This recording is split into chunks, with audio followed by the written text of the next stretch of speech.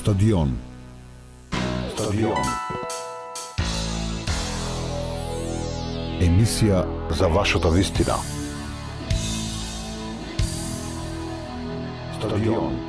10 часот и 7 минути, конечно во студиото дојде Стојан Чангелов, директор на Центарот за управување со кризи. Требаше уште минатата сабота, која беше тука директорот на дирекцијата за заштита и спасување Беким Максути. Меѓутоа, поради ургентната ситуација, поради пожарите кои што избумна баш во тие моменти, мораше ургентно да се интервенира, да се гаси. Но поради тоа што беше таму премиерот Заев на терен, мораше да отсуствува Ангелов. Еве, денеска ветувањето е остварено, ќе имате можност сите да се јавувате на 032 397 7273 707, слободно да поставувате кое сакате прашање. Можете да прашувате за ова што е домен на работа на Ангелов, меѓутоа и генерално, како личност, како политичка фигура, како достоинство, воопшто да не се секирате, било кое прашање да го поставите, ќе биде одговорен. Ангелов, добар ден, добро утро, како сте, дали сте добар? Добар ден, јас сум добар, би сакал да дополнам дека специјално за вашата емисија дојдов во терен.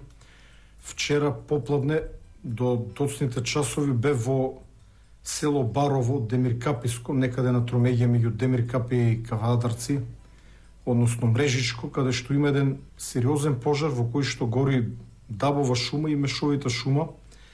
И бидејќи со мене во возило имаше двајца французи од француски инструктори, полковници од француската противпожарна служба, беше некоректно истите да ги пратам со друго возило, со нив дојдов до Скопје, а рано утрово во 4 часот повторно се вратив во Барово, каде што утрово действуваат 100 припадници на полицијата и на армијата, заедно со припадници на национални шуми, но и противпожарната служба од овој регион, во една организирана акција за совладување на овој пожар кој што тлее и гори неколку дена. Така што каква е состојбата сега? Генерално тие поголемите кризни точки се решени, така, или се уште има опасност?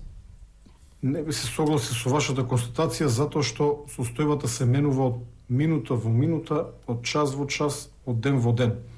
Во овој момент имаме 3 сериозни пожари, едниот е кај Сарај, каде што рано утринава со помош на хеликоптери сфрливме припадници на специјалната полициска единица 50 луѓе, кои што заедно со француските инструктори, 3 француски инструктори, реков подполковници и 4 оператори на дронови, специјални дронови кои што имаат специјални програми со термални камери за откривање на тие жешки точки.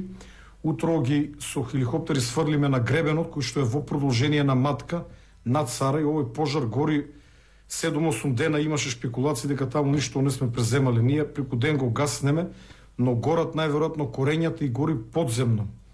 Ако ние не го совладаме, со горењето на корењата ќе се наруши целиот екосистем и во текот на зимските месеци, кога ќе паднат поголеми врнежи или есенските дожд или снег, може да дојде до лизгање на дел од земјиштето кон долу и да загрози село. Затоа таму трошиме многу голема концентрација на сила, бидејќи теренот е екстремно стрмен за граѓаните, посебно од Скопје, да имат представа, и луѓето кои што ја знаат Матка, она е безмалку како да одите по страните на Матка, во кањонот Матка, од прилика таква е стрмнината. Алпинистички терен. Па затоа земавме здрави луѓе специјалци кои што знаат, имат посебна техника. Тие со нив носат оние, пожарникарите ги нарекуваат напртњачи, или на грбот носат мешина со вода со која што прскат рачно. А исто така носат оние специјални пожарникарски лопати со ленти кои што се погодни за гаснење.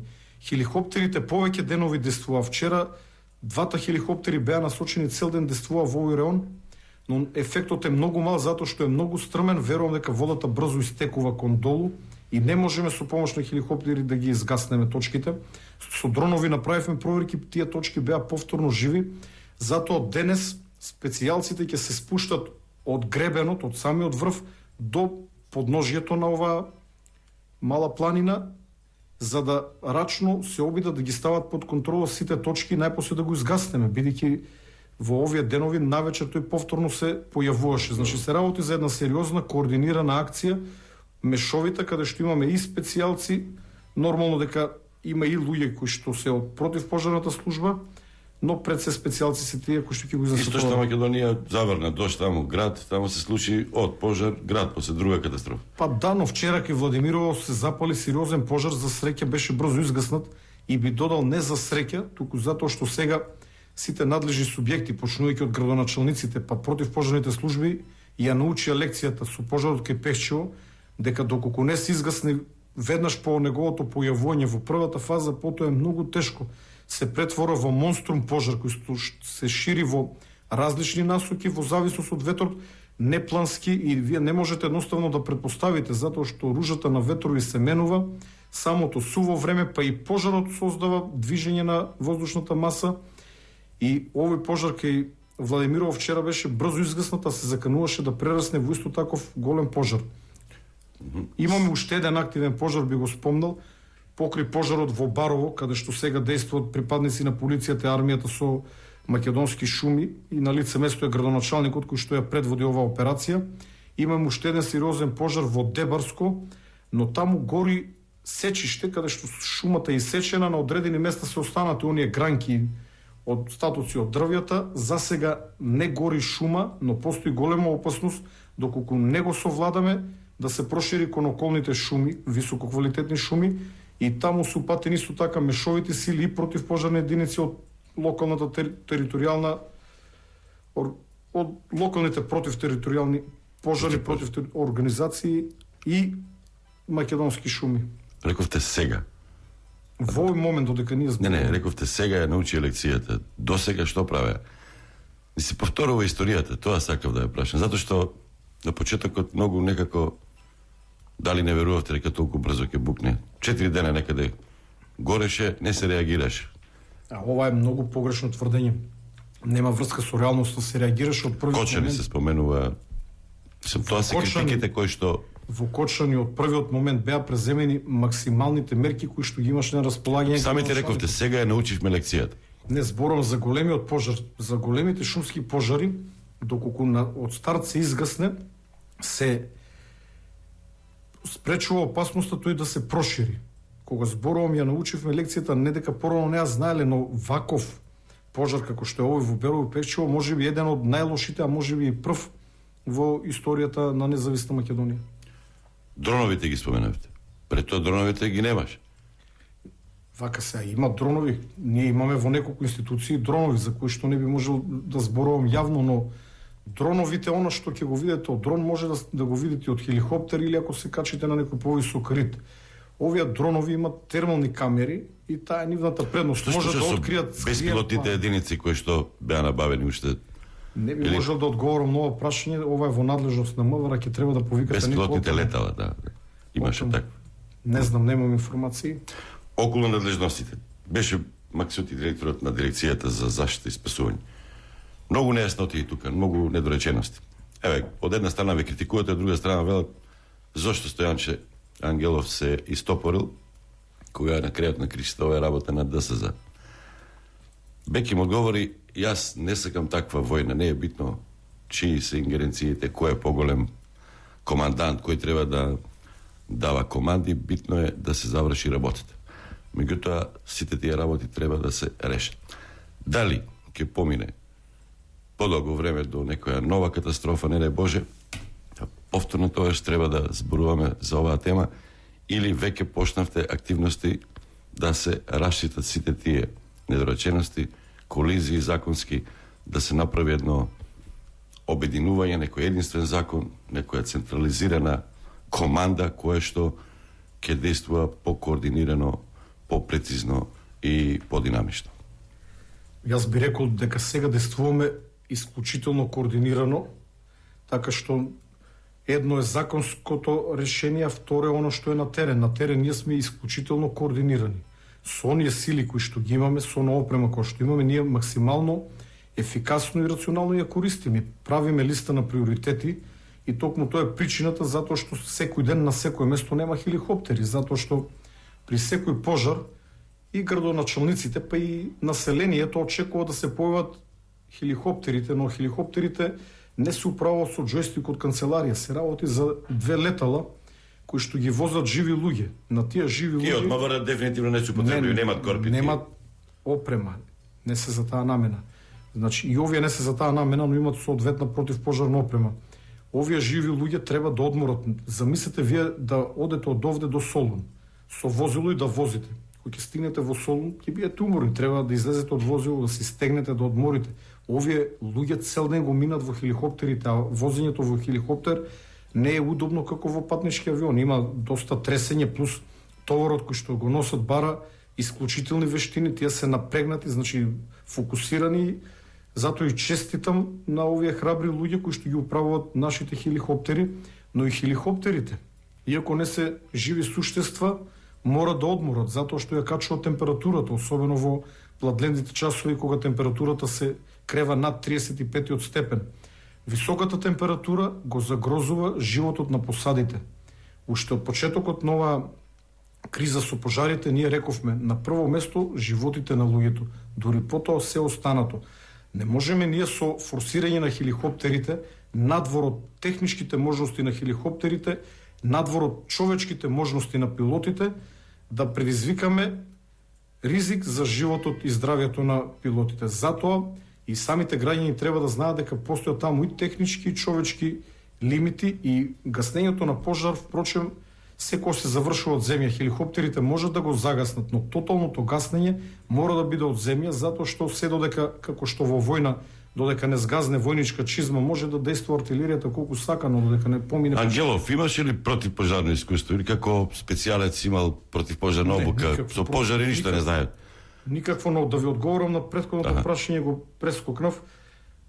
Кога се појавија првите пожари, бидејќи беа во Кочани, потоа на Иленден се појавија уште едно-две места, групата за процена која што составена од директорите на разузнавачко-безбедносната заедница во Македонија и од директорите и замениците на ЦУК и ДЗС, проценивме дека нема потреба да се распише кризна состојба, да се прогласи, се извинувам, преморен сум, ја спиено 2 часова ноќ. И веднаш наредниот ден ја свативме сериозноста на ситуацијата, бидејќи бројот на пожари растеше, си имаме ние начин на кој што утврдуваме кога се исполнети условите за прогласување на кризна состојба. Ние ја прогласивме кризната состојба, односно ние предложивме на управувачкиот комитет, кој што е составен од министрите за внатрешни, надворешни, одбрана, здравство, транспорт и врски, и јас како групата за процена, откако ова тело се согласи дека треба да се прогласи кризна состојба на целата територија на Македонија, тоа го предложивме на владата. Владата на итна седница во раните утрески часови наредниот ден прогласи кризна состојба во трајање од 30 дена на целата територија на државата. Во тој момент на сцена стапува главниот штаб за управување со кризи, кој што го предводам јас како директор на Центарот за управување со кризи. И овде надлежноста е јасна. Раководителот на главниот штаб, а тоа сум јас како директор на Центарот за управување со кризи, е главен координатор, значи не командант, туку координатор. Но, како што вие рековте, јас немам искуство во гаснење на пожари, но јас не треба да бидам пожарникар. Јас треба, кога на терен ќе ми побарат хеликоптери, доколку имаме, да ги испратам. Но тоа јас не го правам сам и тоа го објаснувам на пресконференцијите, оноку колку што можам.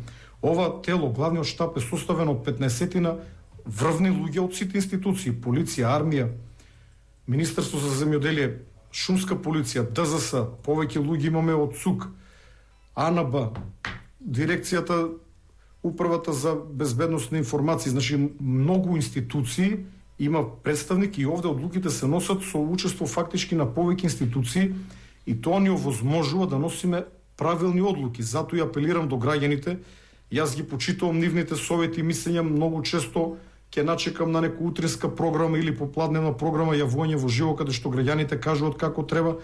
Понекој пат има и мудри совети, добри совети, но граѓаните треба да знаат дека ние секогаш имаме повеќе информации од нив.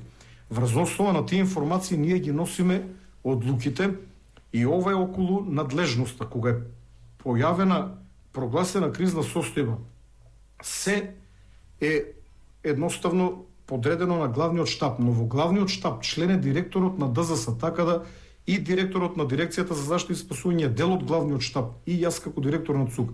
Јас можам да се пофалам дека со Беким, директорот релативно нов во исто време како и јас, на ДЗС имаме изворедна комуникација и тоа помага да ги надминеме затекнатите непријатни искуства или Претходно ривалство. имале Ривалство меѓу борбено ривалство И некое. сега има одредено ривалство. Јас и Беким го контролираме тоа ривалство и ние гледаме да ги изгаснеме пожарите, а кога ќе се смири цело тоа, ќе седнеме добро, ќе ги разгледаме слабостите во законите и подзаконските акти и во контекст на комплетната реформа, хируршка реформа за која што зборувам безмалку откако сум директор на ЦУК, ќе направиме една сосем нова институција која што ќе ги спои надлежностите на овие две институции, на Центарот за управување со кризи и на Дирекцијата за заштита и спасување, но воедно имаме проблем со пожарите, треба да ја централизираме и командата на противпожарните единици, затоа што во овој момент градоначалниците барат едни од други. Кога би имала, значи, територијалните противпожарни единици повторно ќе останат под локалната самоуправа, децентрализирани, но мора да има една линиска команда за во случај ако некому му треба од едно место веднаш да се даде наредба да тргнат сите расположливи возила кои што се во тој дел. Има две прашања. Како тоа горат подземните корења? Според физика, ако нема кислород, нема оган. И второ, координација авионите на сервис до крајот на септември, таман за да можат сол да фрлат по планините. Па потоа пак ќе го одложиме сервисот. Тоа се реши. Дали вие како директор на ЦУК знаете нешто за авиони? Знаете ли дека 2 години не се сервисирам? Јас знам многу за авионите, бидејќи јас како координатор од мене ги бара авионите во првата фаза. За жал авионите во времето на претходниот директор, кој што го наследи Беким, на чие што место дојде Беким, ги нема сервисирано затоа што настанале проблеми со тендерите. Проблемите се објективни и издржани, но сепак требало да најде решение. Сега Беким се обидува да го отстрани тоа решение и верувам дека до завршувањето на сезоната на пожари ќе успее. Беким рече ќе дека имаме најверојатно и најдобро решение е да се направи долгорочно, да не се сервисира, тендерира секоја година, туку на 10 години. И второ, спомена еден многу интересен предлог апропо Отворен Балкан. Такви големи авиони како Херкулесот од Романија не може да си дозволат овие помали држави. Да се направи еден регионален пристап, некое регионално тело, екипа која што ќе интервенира во вакви ситуации. Не само во делот на авиацијата, на авионите, туку буквално во сите сили. Доколку во една од нашите држави, кои што се мали држави, да бидем искрени, има проблем, еве како што на нас ни притекнаа на помош српските хеликоптери, бугарските пожарникари, австриските пожарникари, словенешките пожарникари. Ние треба да во овој Отворен Балкан треба да имаме една повисока координација за во одредена држава која ќе има проблем сили да дојдат да се концентрираат овде, се јавува проблем доколку во исто време во повеќе држави имаме пожари. Ние во овој момент имаме повеќе од доволни сили во Македонија да изгаснеме било кој пожар, но ние во исти момент имаме по повеќе пожари. Би сакал само еве да ви кажам неколку примери. На 26 јули гореа 18 пожари, на 27 јули 14 пожари, на 30 20, сега прерипам ги кажам. На Иленден имавме 58 пожари. Не знам дали имате представа колку пожари има. Помалите ние не ги третираме, ние ги третираме шумските големи пожари. Но ако се запали некоја куќа, која што е нечiji дом, пожарникарите мора да отидат да ја гаснат таа куќа. Ние на нив не можеме да рачунаме на терен. Би ви кажал дека на 5 август имавме во еден ден 77 пожари. Шумски и останати пожари во урбаните места. Така да бројката е навистина огромна и ние тотал, ако ги земеме на дневна основа, ако сите пожари кои што во еден дел беснееле во државата ги собереме, тоа значи дека ако еден пожар траел 7 дена го третираме како 7 пожари, затоа што и секој еден ден ние таму сме имали сили, доаѓаме до бројка од 506 дневни пожари на ден. Значи тоа е огромна бројка, граѓаните многу не се ни свесни бидејќи ги знаат најголемите пожари кои што се поатрактивни за медиумите. Но ние секојдневно верувам дека сега додека зборуваме во Скопје сигурно гори некоја куќа или некој покрив на зграда. Дали читавте за Грција? Само со ова пред рекламите да завршиме. Таму Мицотаки се извини на јавноста. Вие чувствувате потреба да се извините. Тоа е едното прашање. Второто, Мицотакис, поучен од претходните пожари, кои се кажате во времето на Ципрас, кога загинаа над 100 луѓе во Грција, сега превентивно правеше евакуација на сметка на предизвикување на поголеми материјални штети. И сега како да се направи тој баланс? Спаси доста луѓе, меѓутоа штетите се уште поголеми во однос на порано. Каде е тука? Дали имате представа, еви информација, вие како новинар, јас сум Че без разлика дали некое место е загрожено или не, веднаш ги евакуираше луѓето за да спаси. Колку луѓе загинаа во Грција, дали имате информација? Сега порано ви реков над 100 загинаа во тој пожар на датина што беше. Зборувам за сега. Не знам точно, немам информација. Значи таму сепак загинаа повеќе од 10 луѓе. Штетата е енормна. Енормна во овие пожари кои што беснеат во Грција. Ние во нашата држава сега во овие пожари имаме само една непотврдена жртва од Старо Нагоричане. Една непотврдена, бидејќи телото се уште не може да се најде и малку имаме некои нејасноти околу тој случај. Чекаме МВР да го расчисти случајот, бидејќи телото не е во куќата каде што сопругот или пријателот кажа дека се наоѓа жената. Точество до кој е почината, но се надевам дека на некој волшебен начин побегнала некаде и е жива. Ние немаме други жртви. Штетата во Кочани беше малку напумпана. Дали знаете, например, колкава е реалната штета во градот Кочани, не на шумата? Имаме изгорен само еден покрив. Значи само еден покрив и вториот е нагорен. И тоа на куќе која што пате ми е осигурана. Возилата кои што ги дава изгорени, тоа се олупени стари возила фрлени кои што стоја на трупци. Во Кочани нема изгорено ниту едно возило. Мислам дека еден стар трактор беше зафатен кога бев на лице место, но не знам дали бил во возна состојба. Штетата во Кочани, во градот, повторувам, не знам. Проценки доправа ќе се прават. Не, ама еве ја на грубо ќе ви кажам, можеби неколку илјади евра, 5-6 евра. Тоа е.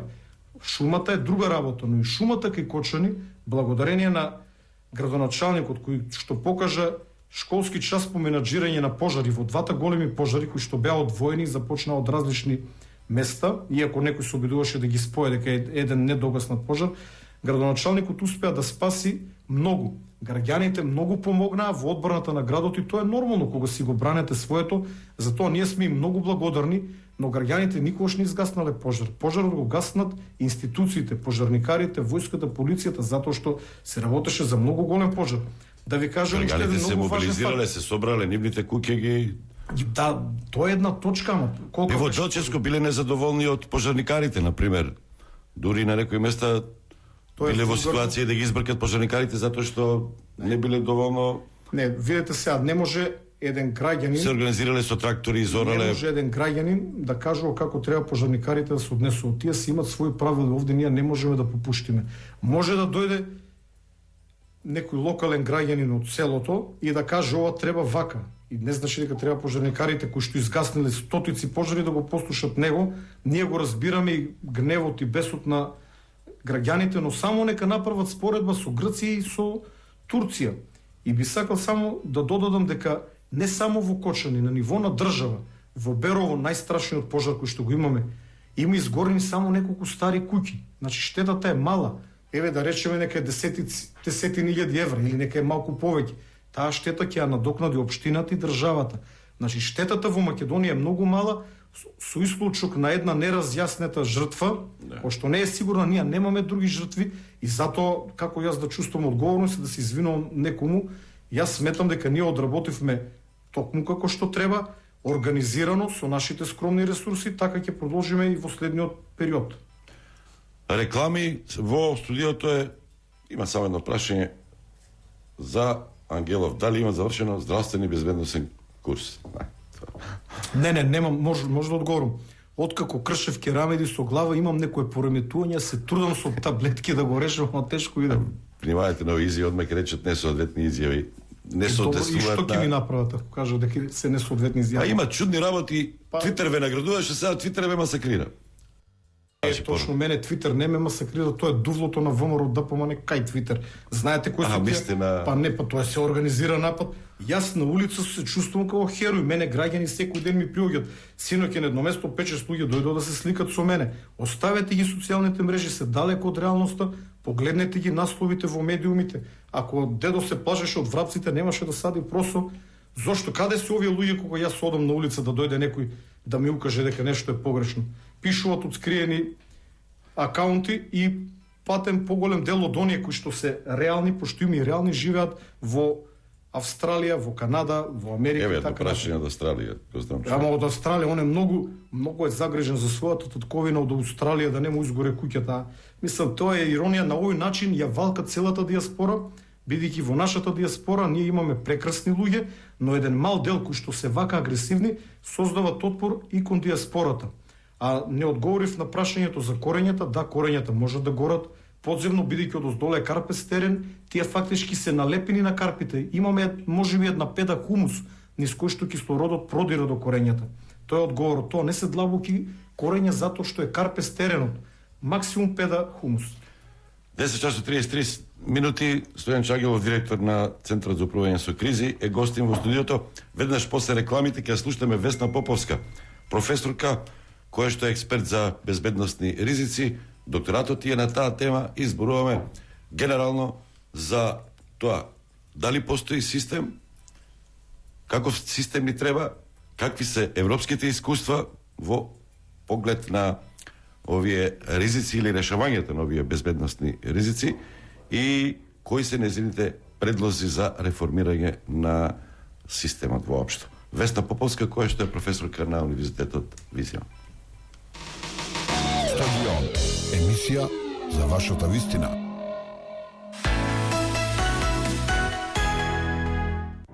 Екоблок Еленица Струмица. Цигли за вашиот дом. Нов мобилен оператор Green Mobile 073. Поврзуваме пријатели. Green Mobile. Светлечки реклами ПАП Охрид. Изберете квалитет. pap.com.mk. На планина, на село или град, па и на седми кат. Ич нему мисли. Разлади се со најдобриот освежителен пијалок. Струнка се знае од Грозд Струмица. Оваа реклама ќе звучеше вака да не постоеше Исомар. Најбогатата морска вода од Медитеранот Исомар нуди производи кои ќе ви помогнат за брзо ослободување од затнат нос во случај на настинки, бронхитис, синузитис, респираторни алергии, а особено алергии на полен. Темелно ги чисти носните празнини, го странува секретот и нечистотијата, врши хидратација и чистење на слузокожата на носната празнина. Побарајте Исомар во аптеките на Еврофарм и во сите подобро снабдени аптеки. Добар ден, имате Исомар? Секогаш кога имате желба од вашиот стан да направите примамлив дом, појдете во еден од 8 салони на Прима Мебел низ Македонија. Изберете квалитетен хрватски мебел, платете на 24 рати без камата и уживајте во новиот интериер. Прима штеди за семејството. Брза, прецизна и квалитетна услуга. Сечење на ласер во ПАП Охрид. pap.com.mk. Нов мобилен оператор Green Mobile 073. Поврзуваме пријатели. Green Mobile. Екоблок Еленица Струмица. Цигли за вашиот дом. Стадион. Гледате радио на YouTube и Facebook.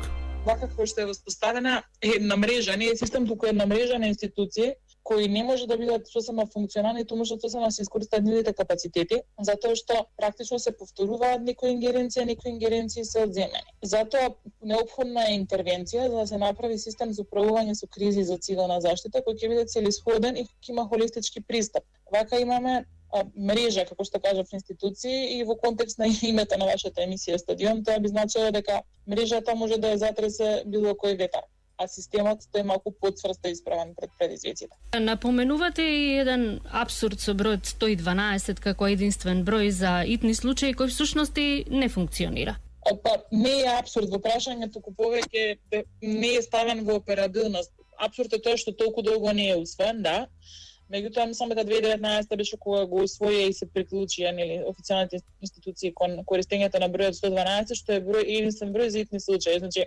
на запад кога се случува било што, дали е сообраќајна незгода, дали е пожар, дали е некој друг тип на катастрофа, граѓаните вртат на 112 и тогаш сите потребни институции се ангажираат. Значи не звоните посебно на полиција, посебно на пожарна, односно доаѓаат сите возила кои треба да бидат на терен во моментот. Многу лутна земјава се приклучи на број 112 како единствен европски број за полици. За жал, се уште не е операбилен, не знам зошто. Имаше еден период спор околу тоа кој е надлежен, мислам дека на крајот остана Министерството за внатрешни работи и требаше да биде операбилен до минатата година. Предлагате еден интегриран систем, централизирање, како единствен закон и фузирање на институции, па има и еден концепт на еластичност како најнов безбедносен концепт во делот на кризен менеджмент и цивилна заштита. Да ни објасните што подразбира тоа, која е таа ваша идеја или што би можело да се примене овде кај нас? Два концепта се различни. Едниот е концептот за управување со кризи за цивилна заштита, поставен како систем на централизирано управување и децентрализирано извршување. Тоа може да се направи на два начина, преку носење на единствен закон или преку измена на сите постоечки закони, што е пак потешката верзија, условно кажемо, затоа што нема да е reader friendly на мала рака, нема да може обичниот граѓанин да ги следи соодветно прописите и ќе е потешко за функционирање. Но не е невозможно. Значи, едната опција е сите постоечки закони да се изменат и дополнат во вистинска насока, другата да се донесе нов закон. Битно е да биде системот централен, односно одлуките се носат на едно место, а да сите актери да ги извршуваат соодветно. Затоа се вика централизирано управување, децентрализирано извршување. И тоа може да се спроведе на различни начини. Јас во анализата ги имам наведено неколку европски земји, но генерално тоа е општо прифатен принцип на работа за ЕУ земји и за НАТО земји. Тоа е стандардот за управување со кризи. Концептот на еластичност или резилиентност е поширок концепт, не е врзан само со управувањето со кризи и со кризниот менеджмент. Тоа е концепт на Алијансата на НАТО, кој генерално подразбира дека после секоја криза или удар, општеството многу брзо ќе може да се врати во функција, односно општествените витални функции ќе се вратат во првобитната состојба. Многу брзо ќе се опорават и ќе можат да функционираат нормално како што функционирале и претходно.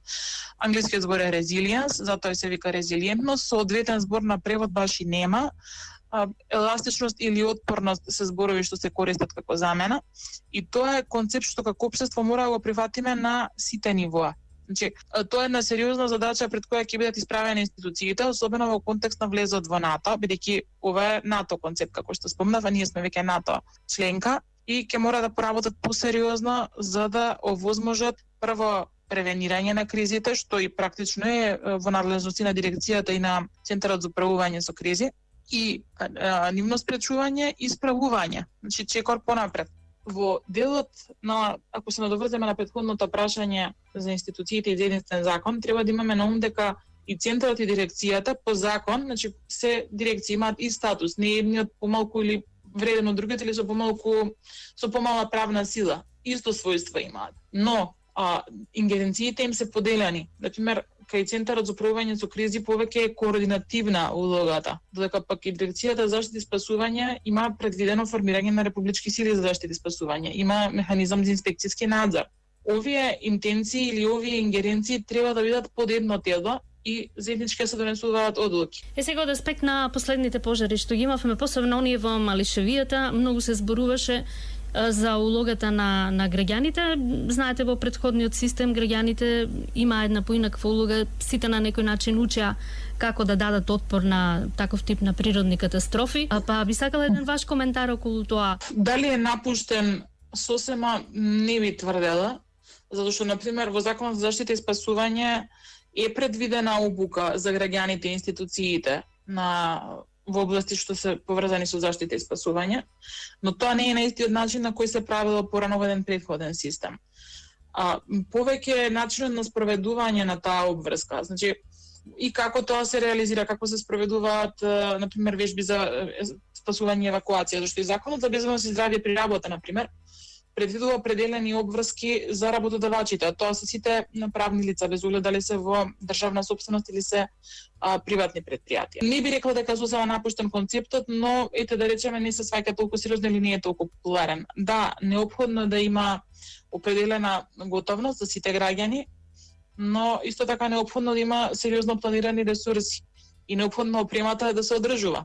Тоа е поважниот момент. И готовноста и спремноста. Со актуелнава поставена законска рамка, дирекцијата има реално некои надлежности во делот на контрола на тоа како се спроведуваат овие активности. Нели спомнав дека има инспекторат во нивни рамки, но за жал не е тоа на тоа ниво како што било порано. Затоа и велиме дека е изумрено или дека сме отстапиле од концептот. Инаку не е тоа сосема избришането, така да речеме, или да не постои, туку начинот на спроведување е поразличен и сериозноста и пристапот се поразлични.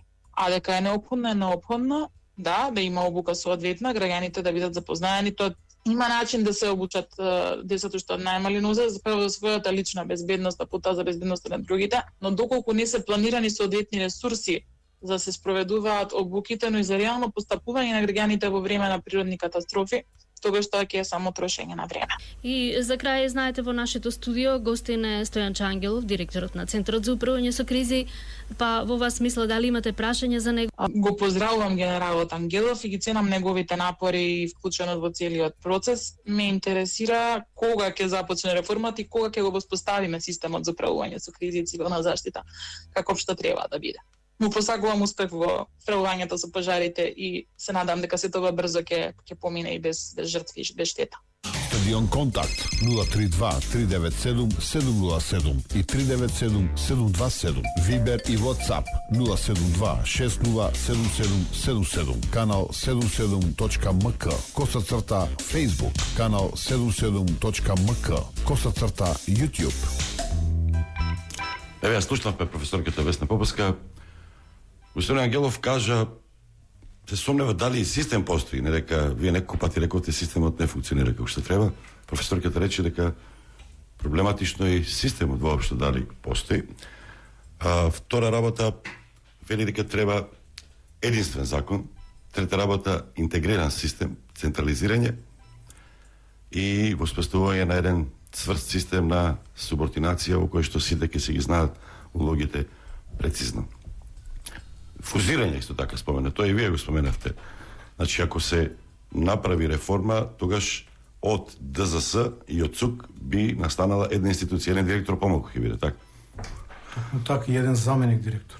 Аха, значи две плати помалку. Јас се уште од сега кажувам дека прифаќам јас да бидам минус, да го направиме ние ова, да формираме една институција, но не да ги фузираме двете, тоа е погрешен став.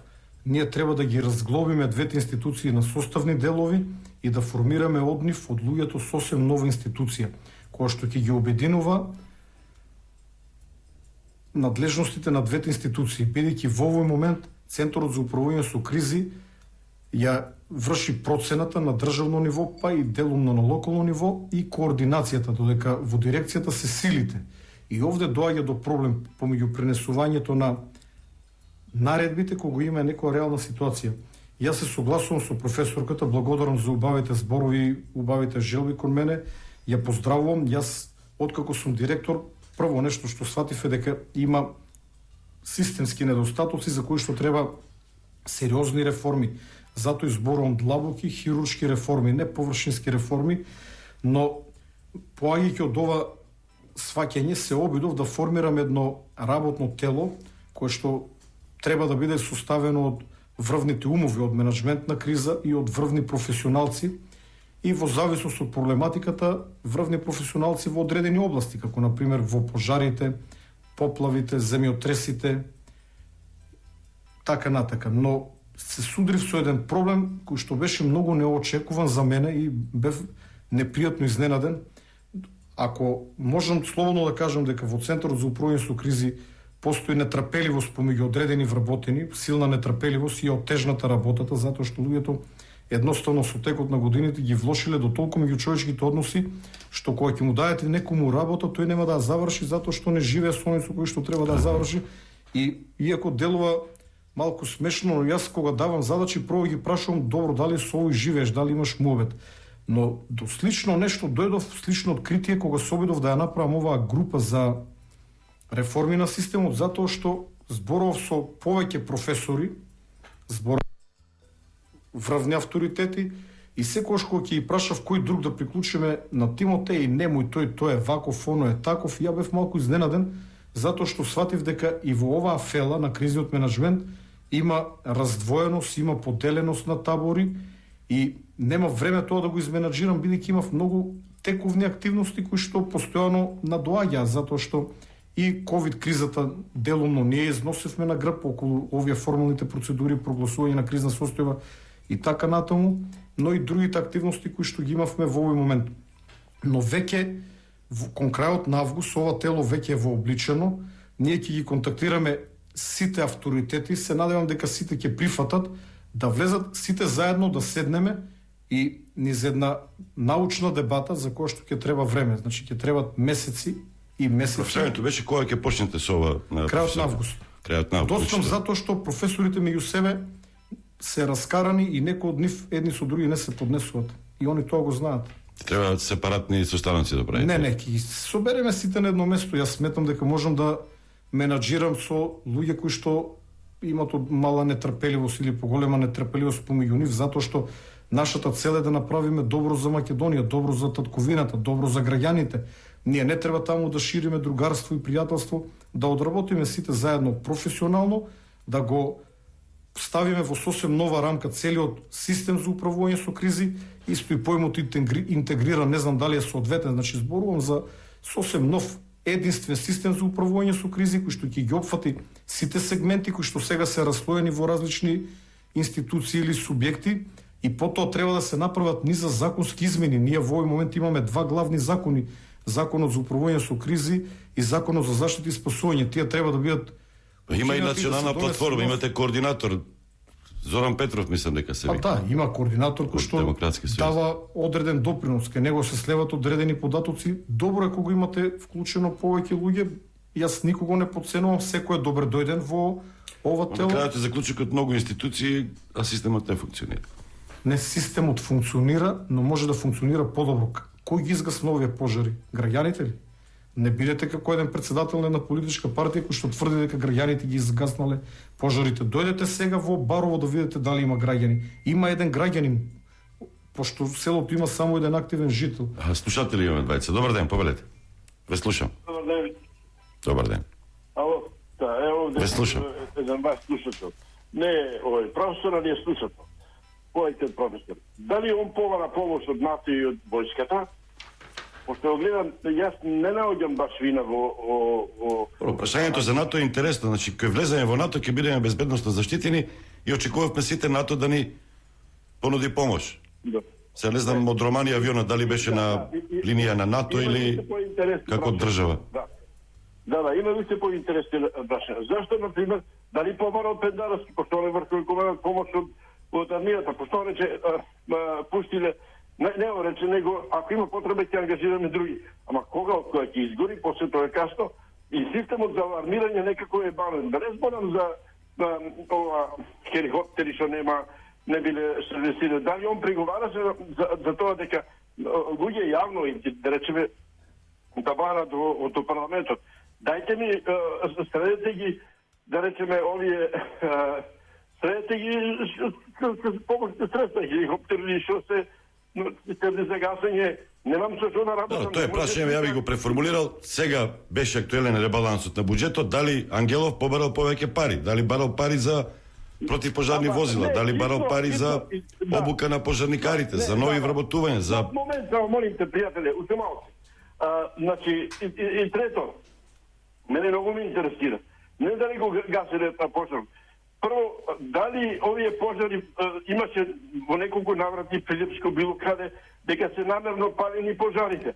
Има информација вчера 17 лица се приведени или против нив се води постапка. Министерот за внатрешни работи имаш. Зашто не го кажат името? Како нивното име како се во други држави. Значи некој има логистика, дали он лично чувствува дека зад пожарите стои нешто намера. Сакате да се објави, ама че тука е ризично ќе го линчуваат или ќе ги линчуваат.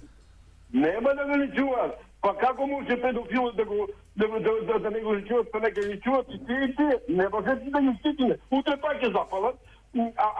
Добро, доволно другиот слушател. Благодарам. Поздрав до вториот слушател. Ве слушам. Ало, ве слушам, повелете. Ало, режија, дајте го вториот слушател. Дали ме слушате? Се исклучил. Неколку прашања, значи да почнеме од Пендаровски. Прво имаше некои забелешки, ке не стоите баш најдобро со Пендаровски. Не е точно, јас со врховниот командант Пендаровски имам изворедно добра релација. Таков впечаток се создаде со примерот со Кратово, со Шер. Вчера за Рачиново неговата изјава е погрешна и не се согласувам со неа. Ние, припадниците на македонските безбедносни сили, во 2001 година, вклучувајќи го овде Рачиново, бевме надмокни. Бевме надмокни од аспект на човечки потенцијал. Бевме надмокни од аспект на обука. Имавме подобра обука, имавме 2 врвни специјални единици. Тигрите и волците, имавме многу подобра опрема, многу подобро вооружување, имавме борбени авиони со разорни ракети и митрлези, борбени хеликоптери со разорни ракети и митрлези. Имавме тенкови, топови, хаубици, митрлези, пушко-митрлези, рачни фрлачи на гранати и ракети, автоматски пушки, пиштоли.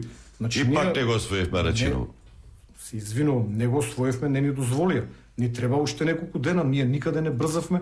Кој може мене во мојата земја во едни демократски услови на глобалната политичка сцена да ми каже освоите го за 3 дена, па и американците не можат за 3 дена да го освојат. Дали требаше да дозволиме да ни загинат 100 луѓе за да го освоиме селото?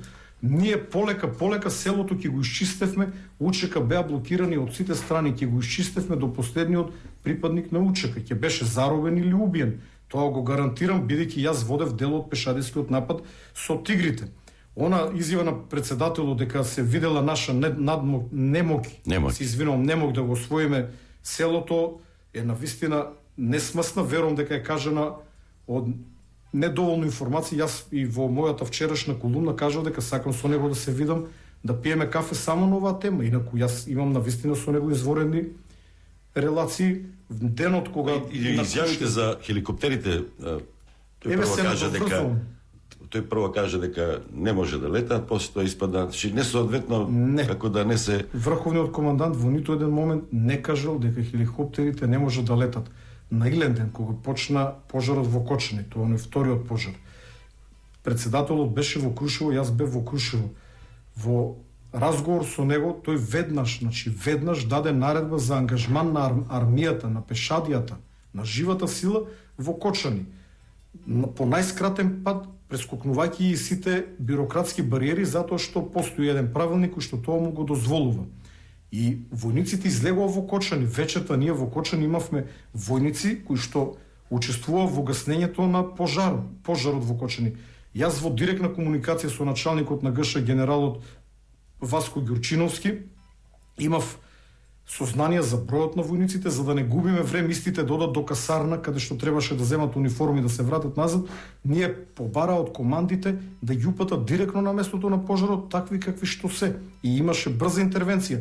Но тоа, видете, граѓаните не го ни гледат, пошто еден дел од нив беа во цивил. Граѓаните не ни знаат кои се беа овде.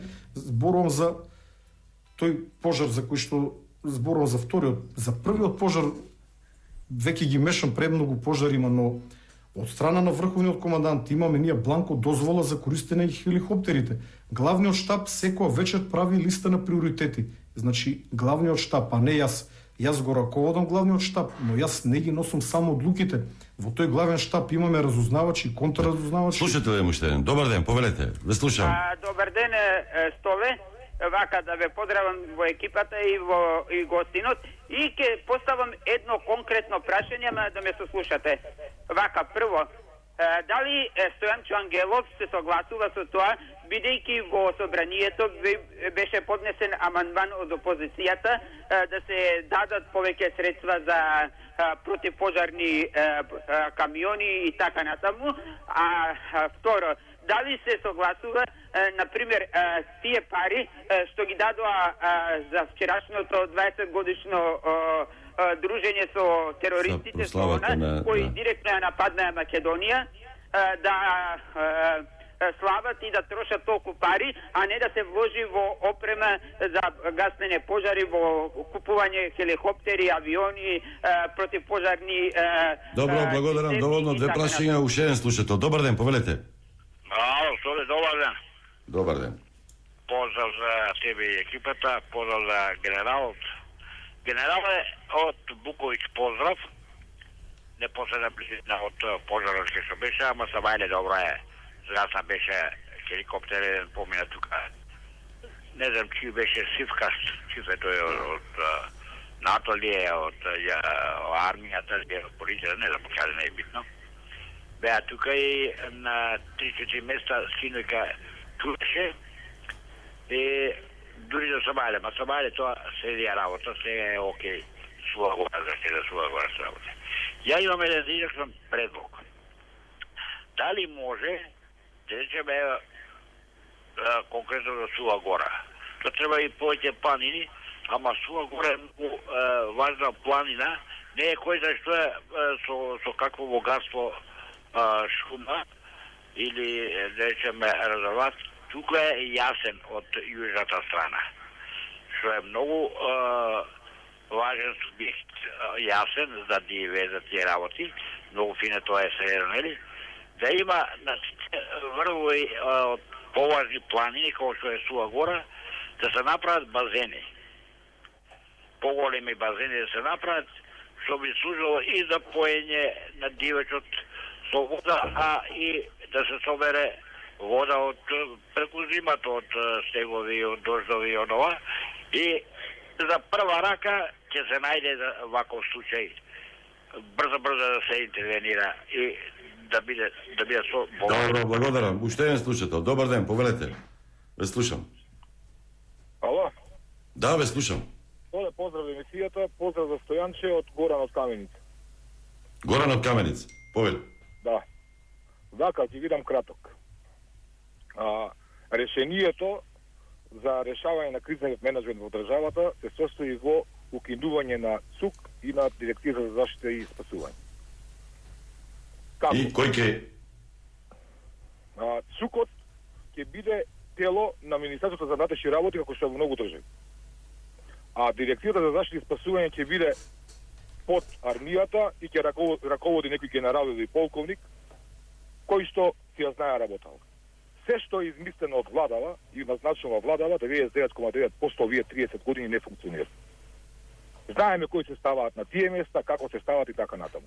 Знаеме кои биле и пред Стојанче, мада Стојанче од сите тие до сега може би некомпетентен. Така да решението е во укинување на тие владини тела и враќање на стариот систем. Тој стар систем кој што вие го спомнувате, јас имам завршена војна академија. Шведска, Норвешка, Естонија, Словенија, да не кажувам, Австрија, сите тие функционираат така. Без владини тела, ако сакаме успех.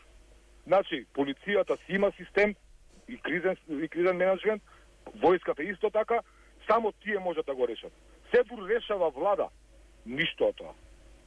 Значи, на нас ни требат тела функционални, не политички. Убав ден да се живи и здрави. Благодарам за јавување. Ајде, Ангелов. Значи, некој прашање, повелете ова со... Име не се неколку, овие 10 ќе ми треба пола саат, ќе се обидам... Кратко, да, ајде. Ќе одговорам на сите.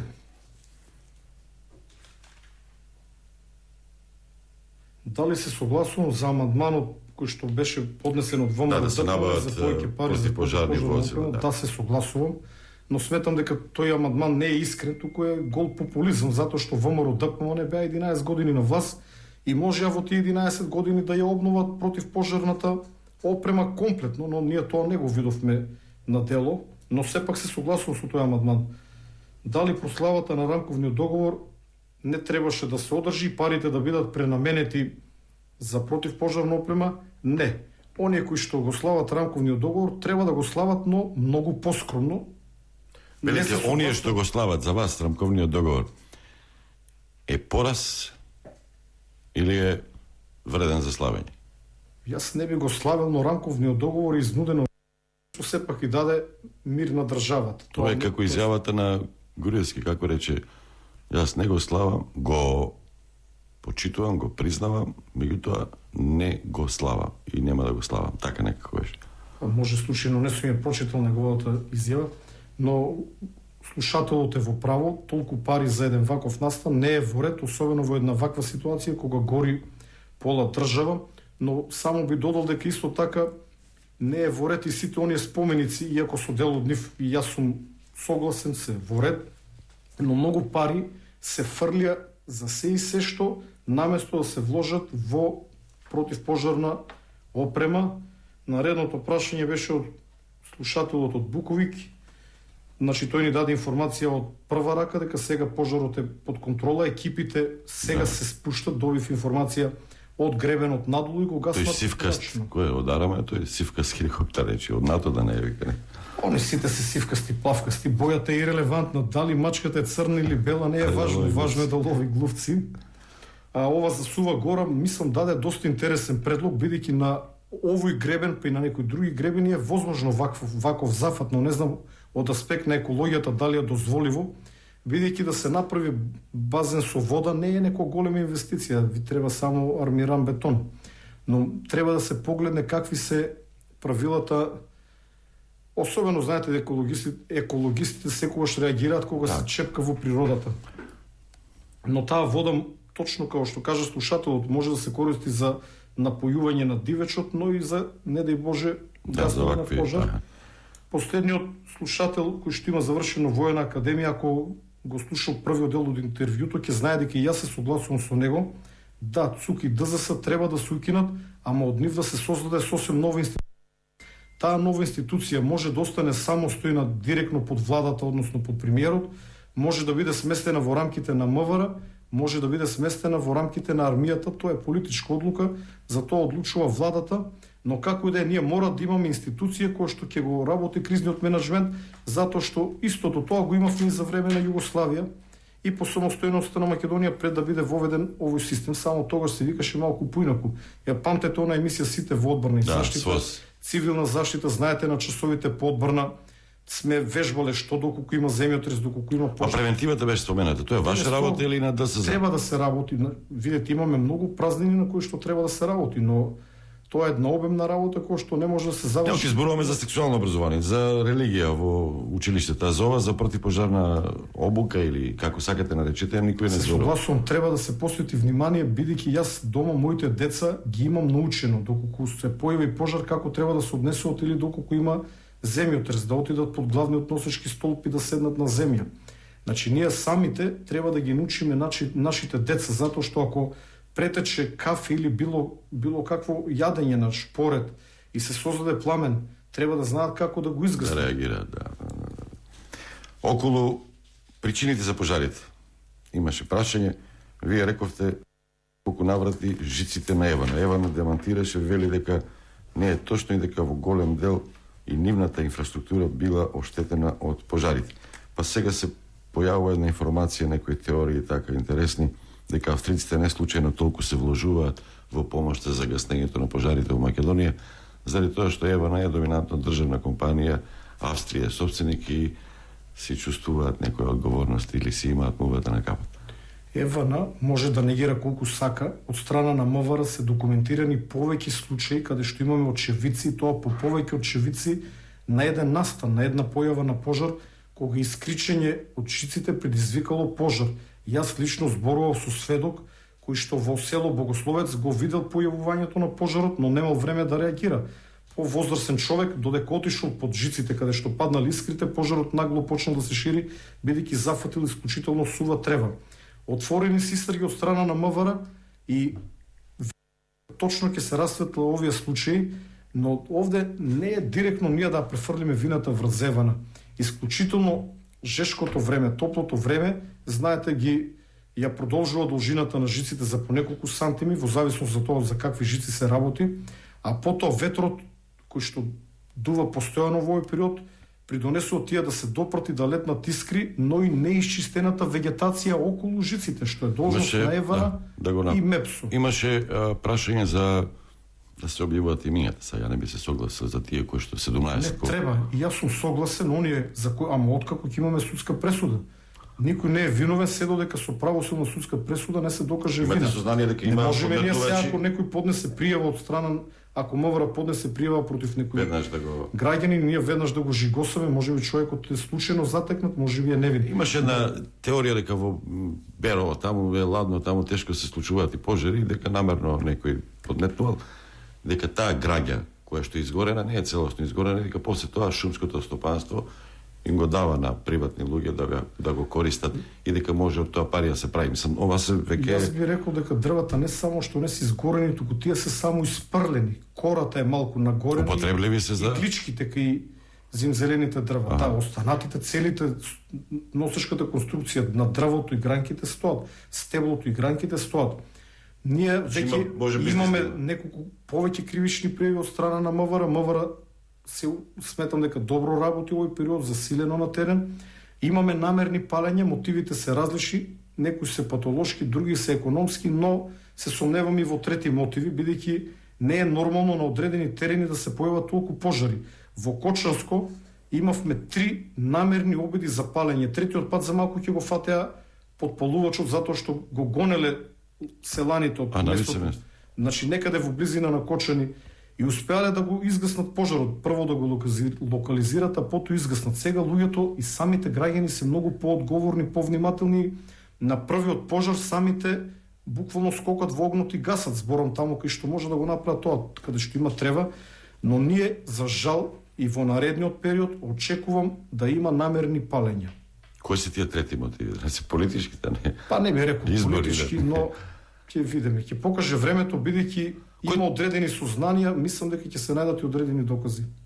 Не виде, јас избегнувам, значи дека има организирано политичко, тоа е навистина неумесно било кој да го каже, не верувам дека постои таков монстrum во било каква партија да даде таква наредба. Се оградувам од тоа. Но одредени поединци заблудени од одредени своји ставови може да посегнат и по општото добро, загрозувајќи ги при тоа и животите на граѓаните кои што живеат наоколу. Двајца слушатели, брзо да бидеме динамични. Ве слушам, повелете.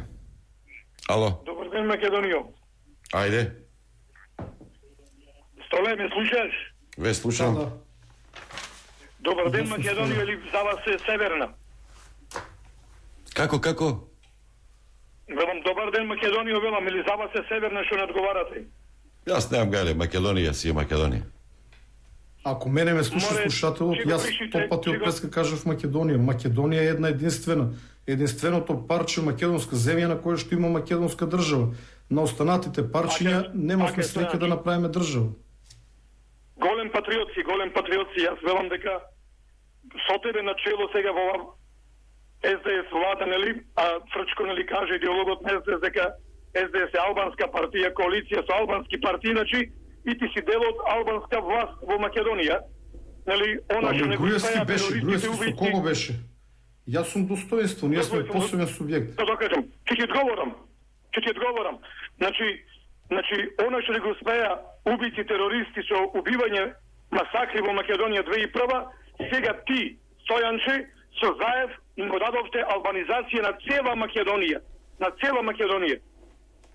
Зато радувај се дека она што за кој се бореше во 2001, сега го предаде, годиниве го предаде и сега ја албанизира цела Македонија, се службен јазик е албански во цела држава.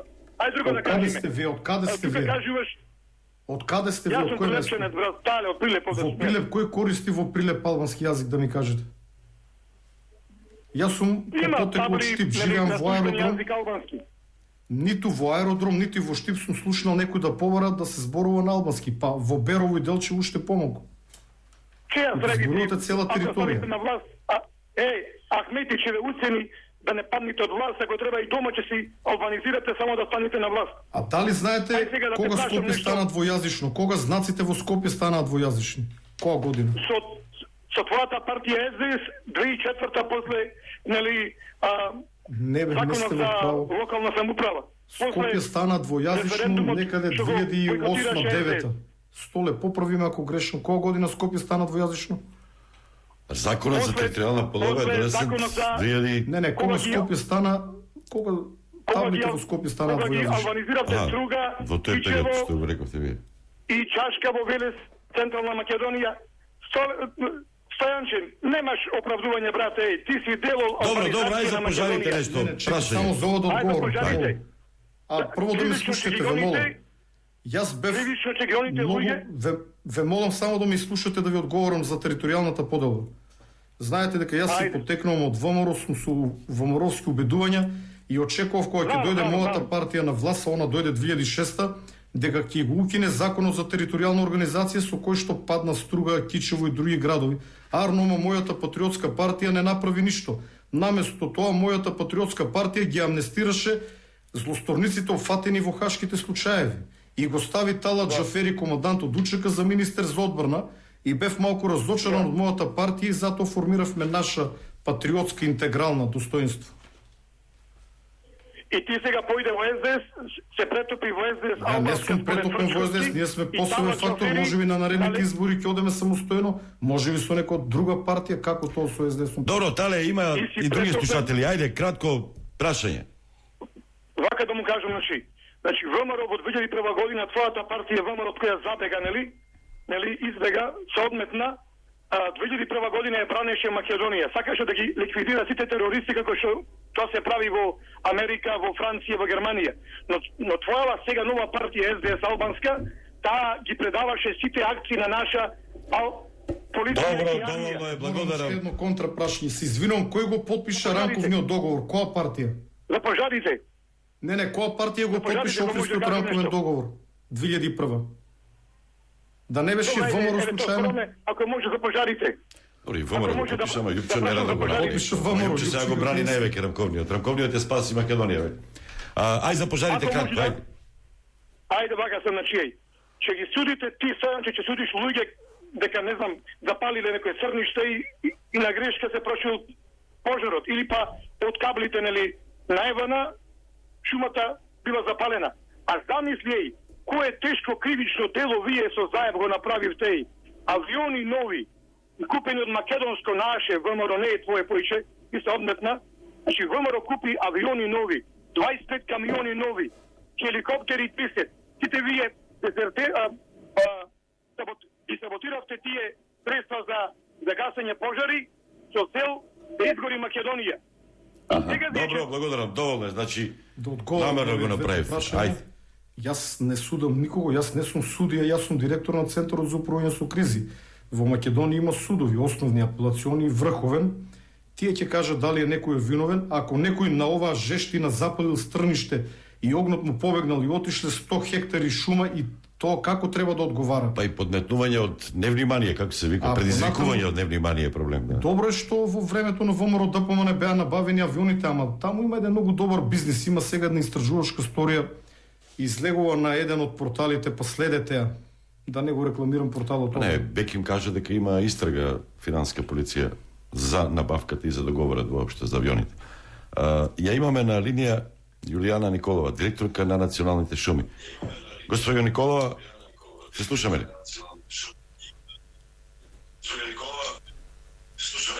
Да, се слушаме. Би ве замолил да слушате на радио, не на интернет или на слушалки, за да нема достање. Одма да ве прашам, вие сте одскоро тамо директорка, меѓутоа не е битно, би требало да навлезете подлабоко во суштината на работата на Национални шуми. Се спомена во овие пожари неколку пати вашата институција. Ајде да почнеме прво со проценките за штетата. Веќе од меѓународни институции се појави некои информации дека е изгорена шума од 10.000 хектари. Точно ли е тоа?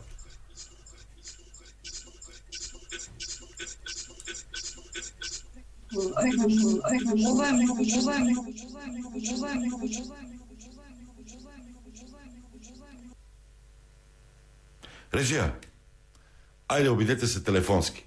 Ако ова не функционира, телефонски, директно, па да го направиме тој разговор.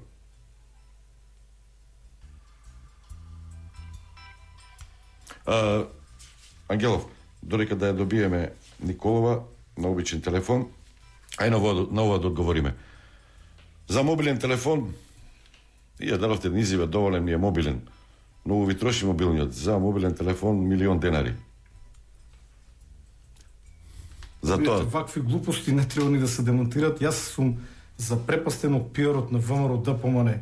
Кога јас сега би се јавил во Америка и 30 дена мојот телефон би вртал непрекинато кон Америка, јас се сомневам дека би потрошил $1.000.000.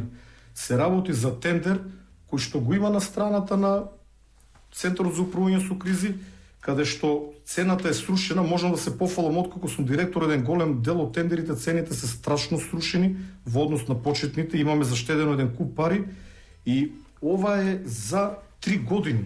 Значи сметките на сите вработени и на целиот Центар за управување со кризи, на дежурните работници за 3 години. И впрочем подготвивме еден одговор и подготвив и тужба, да ви кажам право, и така го тужев латас, па на крај си платив 6.000 евра преку извршител. Си викам, Стојане, седи мирен, да не те кошти ова тужбата многу скапо, бидејќи нашите судови се малку спори. И вие сте во тие 60% што не веруваат на судовите на обвинителство? Делумно не верувам. Видете, $1.000.000, 5-16.000 евра за сметка за мобилен телефон за еден месец, јас сум на април, а навистина е абсурдно. Ребалансот се спомена, тоа не го одговоривме, дали баравте повеќе пари? Не. Во ребалансот кон буџетот баравме повеќе пари за покривање на тековните трошоци, ако мислите за тековното работење. За набавки, за кризата техника. не сме барале. Сега за оваа за наредната година сигурно ќе. Столе, тоа е една... Ние работиме на секторот 1.1.2, кој што успеав после 15 години обиди јас да го формирам, и во овој момент примивме и луѓе за работа, направивме тимови од внатрешно вработените и го ставам во функција. Верувам дека во декември ќе профункционира. Во овој момент тече обуката. За да функционира 1.1.2, потребно оспособување на 6 канцеларии низ Републиката, и токму тој тендер е распишан за градежни активности да се оспособат 6 републички центри за управување со кризи во кои што ќе бидат сместени операторите на 1.1.2. Целиот тендер е јавен, го има на страната на ЦУК и таму заштедивме една убава сума на пари на надавањето. А она што е мебел, всушност тоа се бироот и случањата за луѓето кои што ќе седат во канцелариите и ќе се јавуваат на телефон. Тоа е многу едноставно, може да се провери. 112 телефонот за пријавување итни случај не функционира. Не, иако што од 2005 година е ставен во Законот за управување со кризи и слободно можам да кажам тешко дека ќе профункционираше ако не го избуткав на мускули. Значи на мускули, благодарение на еден добар тим кој што го имам во ЦУК, а тој добар тим се состои од 20 луѓе. Така како зборувам тим, нели делува малку импозантно. Тимот е составен од 20 луѓе. Душко Петровски и Тони Костовски, изворедни луѓе кои што се вложија максимално и со сите потешкоти, со 300 чуда успеавме да го направиме, затоа што навистина кај нас има голема бирократија која што оневозможува да се работи брзо и ефикасно. НАТО го споменавме. Го дочекавме со аплауз, секој биде решено сите проблеми, ама не воодушевува сега за време на изборите. Некако нема помош од нив. Нема авиони, хеликоптери, а толку голема сила се. Се обративте ли до Брисел, до хед квартерот? Прво, НАТО е воена алијанса, не е против пожарна алијанса, тоа да го расчистиме на почеток. Сега може мирно да спиеме. Не може некој од соседите или било кој друг да не нападне, бидејќи сме дел од НАТО. Тоа ќе биде напад врз НАТО. А сите овие, ние преку механизмот на НАТО побаравме помош и од дел од помошта која што дојде во Македонија токму на НАТО, дел преку европските механизми. Имаме многу прашања на Фейсбук. Зошто нема доброволни противпожарни друштва? Или има, а не функционира? Ова е работа на ДЗС, но јас лично ќе се погрижам тоа најбрзо да профункционира. Во овој момент имаме 2 сериозни доброволни противпожарни единици. Едната е во Свети Николе, која што е изворедна, на високо ниво обучена, со изворедна опрема. Има 2 модерни камиони за гаснење, 2 модерни цистерни, а втората е во Битола. Имаме обиди и во некои други градови, но не се толку сериозни. Но да, во Европа, па и во целиот свет, мнозинството пожарникари се доброволци. Односно, тие се пожарникари само тогаш кога го има пожари, останатото време работат било што. Тоа што нека австриците и словенците се доброволци. Да, токму така. Тие имат обука, имат опрема и ако има пожар, тие учествуваат во гаснење. Видете, ние немаме толку често пожари. Научија ли нешто нашите пожарникари од нив, како се функционира, како се прави план, како се стационира логор, базени. Јас воопшто не би ги подсилил нашите пожарникари, но опремата го прави своето. Австриците покажаа супер модерна опрема, иако таа модерна опрема ја има пред 50 години, но тие, например, покажаа како водата може да се однесе со километри подалеку од изворот на вода. Тие пумпаа водата од селото, па горе скроз во шумата и направи една линија на одбрана, каде што, да кажам, на секој 50 на метри оставаа по неколку чворови, кај што можеше да се приклучи посебно црево и да се гасне директно со жива вода, значи без опасност вода да снема, бидејќи цистерната носи одредена количина. А кај нас имаше проблем со хидрантите, беа уништени, затворени во кочени. Ситуацијата е сложена и неубава. Ние нашите цистерни, поголем дел од нив се постари, иако и тие служат и тие носат вода, служат за гаснење, но потешко се пробиват на стрмни терени, на тешко доста. За се е виновна владата, толку години не се вложи ништо во противпожарна опрема. Сега ово е виновен, оно е виновен.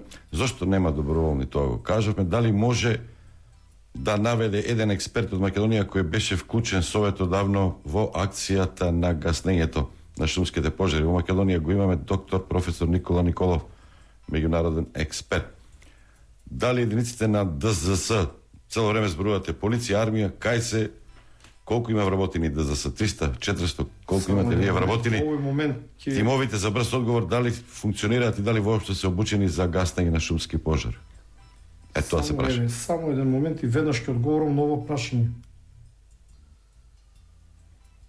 Што се мене тиче, има една изјава, човекот се бореше и бореше, човекот е растргнат на сите страни, било кој да бил на негово место, исто би било. Инаку што се однесува до ангажманот на владата, јас слободно можам да кажам дека владата, посебно премиерот Зоран Заев, се свесни за сите слабости. Тоа е една од моите мисии. Токму затоа премиерот Заев побара јас да ја предводам оваа институција, Центарот за управување со кризи. Значи не е на моје барање, туку по предлог на премиерот кој што зборуваше со мене и ми каже: имаме многу детектирани слабости, ни треба човек кој што ќе преземе активности кој што ќе помогне тоа да се среди. Инаку професорот Никола Николов е вклучен во главниот штаб. Вчера со него имав состанок во мојата канцеларија. Покри тоа Панде Лазаровски, кој што е мој советник, првиот директор, првиот бил кратко некако втор, но Панде Лазаровски е мој советник, како еден од најдобрите директори на ЦУК. Го повикав да помогне со неговото знаење, со неговото искуство, и тоа е дел од Центарот за управување со кризи на советодавно ниво. Со него имам редовна комуникација, но и повеќе други експерти кои што доколку ги кажам, ќе ги повредам останатите. Еден ден на главниот штаб присуствуваше професорот Маријан Ѓурчиновски, кој што беше исклучително овој пат задоволен, затоа што овој пат кризи целосно ја води целата акција. Тоа значи дека премиерот и владата остават на нас како главен штаб да управуваме со кризата, воопшто не се мешат и во нити еден момент не се мешат во носењето на нашите одлуки. Ние самостојно одлучуваме и сами ги носиме одлуките. Јулијана Николова, директорка на Национални шуми, дали сега добра комуникација имаме? Да, ви благодарам, се слушаме. Првото прашање, проценките меѓународни, 10.000 хектари изгорена шума. Што велат проценките на Национални шуми? Така, нашите процедури генерално кога завршуваат пожарите, екипи ставени од наши стручни лица, шумарски инженери, излегуваат на терен и прават проценка. Прават проценка на бројот на хектари, колку што на пожарени површини, упожарена дрвна маса, метри кубни. Потоа се прави причинета штета, проценка на причинетата штета, но проценката на причинетата штета освен нели од површината, од дрвната маса, зависи од видот на дрвната маса и на крај излегуваме со многу прецизни бројки. Тоа се прави секоја година. Годинава исто така нема да биде исклучок, што секако ќе имаме малку повеќе работа годинава. Нашите екипи се веќе на терен, онаму каде што пожарите се изгаснати, и да очекуваме до крајот на следната недела дека ќе ги сумираме и ќе ги презентираме пред јавноста. Господин Никола, се споменува во многу контексти вашата институција, имате доста вработени, дека требало повеќе на превентива, на мониторирање и на откривање на тие рани пожари, на оние кои што се подметнувачи, оние кои што предизвикуваат пожари од невнимание. Излегуваат ли на терен вашите вработени по шумите? Значи, зборуваме за шумските пожари. Има и шумска полиција. Сакала да нашата улога да ја појаснам малку во целата ситуација и процедурите. Значи, на почетокот на секоја година ние изработуваме, секоја подружница си прави годишни оперативни планови кои што ги доставуваме во Дирекција заштита и спасување и инспекторатот, и тие даваат мислење за тие оперативни планови кои што се справуваат со потенцијални кризи. Во тие планови ние предвидуваме кои луѓе ќе учествуваат, каква материјално-технички средства какви ќе се користат, точки кои што ќе бидат наблюдувачки места за сите ситуации, така што зрегуваме, ајде да кажеме, никош апсолутно не можеме, меѓутоа релативно подготвени. Секоја подружница си има определено луѓе, материјално-технички средства и излегуваат на терен. Нашите шумочувари се задолжени за одреден реон.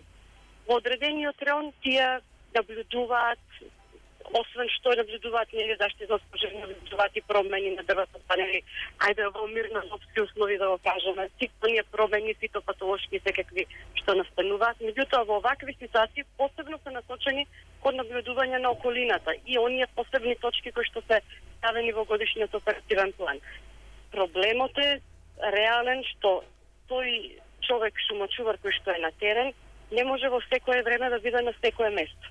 Но во прв момент кога ќе се забележи појава на дим, на пожар, веднаш известува подружницата, локалната подружница. Тие веќе веднаш излегуваат со возило, со луѓе на самиот терен и имате ли дронови, имате ли возила, односно имате ли летала за наблюдување од воздух? Така, сега ќе само уште да се довршам, ќе продолжам во тој дел. Значи, сакам да додадам дека во моментов имаше во овој период толку многу малечки пожари кои што не ни стигнаа до јавноста и тоа го сметам како еден позитивен чекор, што нашите подружници ги имаат изгасено и немало потреба потоа да се вклучуваат нели поголемите институции како што се армијата, пожарникарите и така натаму. Сега, она субституција на материјално-технички услови, таа се имаме 19 возила, кои што при набавките во минатото се водело строго сметка да бидат подвижни, бидејќи знаете се прилично непристапни. Нашите возила се така предвидено да можат да се движат по различни шумски патишта, да можат да пристигуваат, опремени се со пумпи, со опрема за гаснење и тие се првите кои што излегуваат лице место на пожарот и остануваат до крај, доколку пожарот се прошири, се вклучат и другите институции, остануваат до крај при гасење на овие пожари. И еве, ајде да искористам приликава да ги поздравам сите вработени на национални шуми кои навистина неспечно се вложија заедно со останатите институции. Тука еве и поздрав до Стојанче Ангелов, кој што заедно со институциите останати учествуваа во справувањето со пожарите. Ова за дроновите, дали имате, дали користите од други институции? Да, има за да имате постојан мониторинг, особено во летните периоди? Да, не го користиме за мониторинг се уште, бидејќи сега скоро беше набавен дронот. Имаме 3 дронови кои што ги користиме за сосема наменети се за друга цел, тие се за препроектирање на површините, правење на оние годишни планови, киси и така натаму. Меѓутоа, против пожарни дронови стигна, тоа беше донација од швајцарската амбасада, така што беше во Ерово и Пешчево. Беа донирани точно неколку недели пред почетокот на големите пожари. И навистина, кога се појавме таму, баш разговарав, реков, дај Боже, никој да ги користите, но за жал излезе што се наспротивното. Така што и да имаме како опрема, еве овие 19 возила ќе ги нагласам, епак не е доволно. Мора да се вложи повеќе, мора да се опремени сите. До добрата страна од тоа што, да речеме, ние сме една големо предпријатие со 30 подружници и доколку се појави, да речем, да се појави пожарот во Почаник, веднаш околните подружници, Велес, Виница, па и останатите што гравитираат таму. Прашам, има некои обвинувања дека заради вашата неажурна работа во поглед на одржувањето на заштитните појаси, значи кога се прави пошумување се оставаат заштитни појаси кои што треба да не дозволат лесно прескокнување, односно префрлување на пожарот. Тие заштитни појаси не биле доволно одржувани и всушност тие биле иницијални каписти на пожарите, биле зараснати. Така, сето ова го разговаравме, ние имаме сектор за заштита, со директорите го разговаравме. Се што е во наша можност, ние правиме за да ги прочистиме. Меѓутоа, знаете, ние имаме и производство. Секоја година преди производството мораме да отвараме патишта, мораме да прочистуваме шумски патишта и се што е во наша можност максимално сме посветени, но морам да истакнам дека старата механизација и оние застарени возила го немаат полниот капацитет кој што треба да има за да ги направиме безпрекорно сите секаде. Делумно функционираат тие просеки, нема секаде, некаде има останато непрочистени и еве си земаме за обврска во едниот период да најдеме начин да го решиме тој проблем. Секако ќе Еден наслов ќе ви прочитам. Да. Врската дрвократци полиција виновна за дел од пожарите во Македонија. И уште едно прашање за крај, откако ќе го коментирате овој наслов. Пошумување, ништо не сте работеле во времето на СДСМ шумското стопанство или македонски шуми или сега национални шуми, обвинува опозицијата. Така, апсолутно не се согласувам. Ајде првото за ова за шумократците, шумската полиција. Не можам да коментирам за односот и релациите. Ние имаме одлична соработка со началничката Аница од шумската полиција. На институционално ниво добро соработуваме. Шумократците се наша голема болка и многу тешко се справам, бидејќи најголемите штети, да зборувам за финансиски, ги трпи нашето предпријатие. Додека поширокиот еколошки интерес е на вистина, тој не надомеслив и тоа е за целата држава. Секако ние ги имаме овие површини, шумите на менаџирање, меѓу другото една компонента имаме заштита, која што треба да оствариме до крај. Така што шумократците се голем проблем, се бориме на секој можен начин. Во моментов сме повеќе ориентирани на технологија. Јас, може би, професијата информатичар, малку повеќе верувам во технологијата. Правиме некои нови системи, дел се технолошки, дел се процедури, за да можеме колку што можеме повеќе заштитата и контролата да имаме во наши раце. Сега оние шпекулации кои што излегуваат, дека се палело за да се после да се продава како изгорено. Значи, тука е најголема нашата штета. Знаете, тоа се продава по штетен ценови, по многу поевтини цени. За нас тука интересот е нула. Нашиот интерес е да имаме здрава, висока шума, со сите перформанси кои што треба да ги има едно убаво шумски предел, кај што имаме стари дрва, каде што имаме високо стеблеста шума, како подпанственици, како јавно предпријатие, ние имаме интерес да имаме здрава шума. Сето ова сега ќе биде штета на нашето предпријатие. Наместо ние да стопенисуваме со суровина која што можеме да ја продадеме за многу повеќе пари, ајде се наједноставно ќе зборувам, ние ќе изгубиме многу голем дел од финансиски... За пошумувањето кратко да ни кажете? Да, за пошумувањето. Интересен податок е дека во Македонија шумскиот фонд секоја година се зголемува. Дел е поради природниот прираст, затоа што шумата само од себе си се обновува. Дел е поради тоа што е значително секогаш кога постојат вакви пожари или други непогоди, што се случува? Инспекторатот, Државниот инспекторат за шумарство и ловство излегува на терен. Се прават увиди, се прават записници, тие нас ни даваат обврска и задача, што подразбира. Прво ги менуваме нашите основи, бидејќи во основите ставаме што стои како етап таму. Ги менуваме основите со анекси и при тоа сме обврзани да направиме санација на теренот. Санацијата подразбира чистење на теренот и пошумување. Значи, ние сега, законскиот рок е 2 години, сме обврзани да го изчистиме овој терен, секако од инспекторатот на задолжи, уште формално не е поминат тој дел, ќе не задолжи, ние ќе го изчистиме теренот и ќе мораме да пристапиме кон пошумување.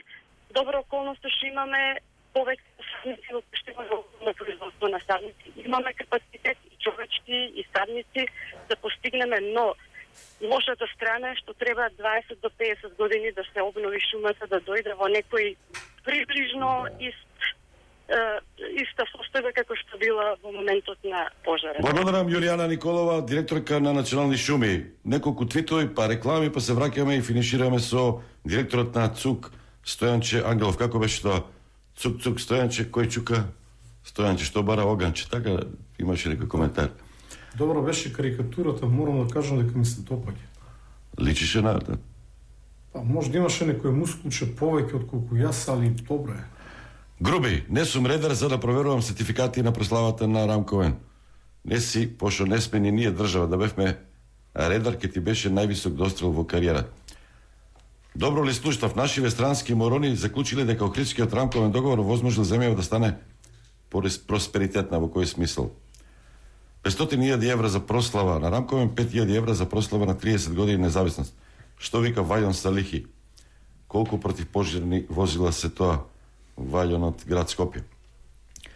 А Пасиев, освен на говорниците како пратеник, знае да напише и по некој твит.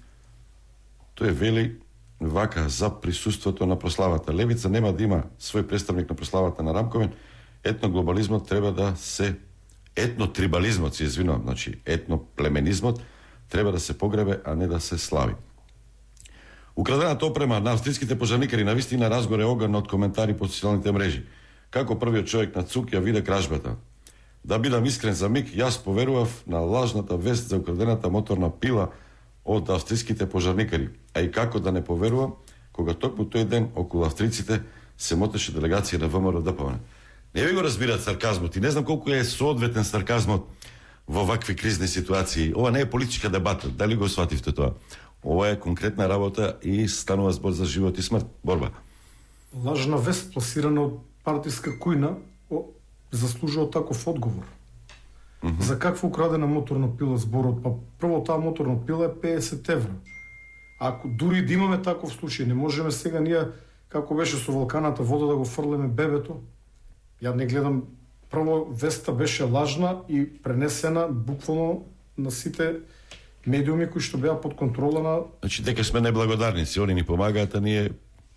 Па видите, може еден или два локални жители или некои од институциите да бидат неблагодарни, тоа не значи дека сите ние сме неблагодарни. А Пасиев вели вака, не можеш по груби стојанче, онда удри по невакцинираните. Невакцинираните. Добро, мислам дека ова е доволно. Само кратко да ми кажете, испратија ли од ВМРО ДПМН? Ево, јас ќе ви кажам дека тоа што ги повикавте требаше многу порано да го направите, тоа е добра работа. Испратија ли представник? За жал се уште не, нестрпливо чекам нивен член од Комисијата за одбрана и безбедност од Собранието на Република Македонија да дојде и да учествува во работата на главниот штаб. Верувам дека таму имаат врвни професионалци и познавачи на кризата. И во реформите треба да ги вклучите. За сега во главниот штаб да ни помогне да менаџираме оваа криза, но не знам од кои причини не испраќат. Еве ќе искористам вашата емисија за уште еден апел, затоа што Арсовски потврди дека ќе испратат нивен член. Ние очекуваме да го видиме стручњакот кој што ќе помогне на главниот штаб да се справи со оваа огнена стихија, затоа што според нивните тврдења ние сме за никаде. Реклами, па се враќаме. Завршуваме со, односно привршуваме со емисијата со Стојан Чангелов, директор на Центарот за управување со кризи. Ако има некој слушател, нека се подготви. Ако не, ќе продолжиме со разговорот и очекуваме едно мало изненадување за крај. Стадион. Емисија за вашата вистина.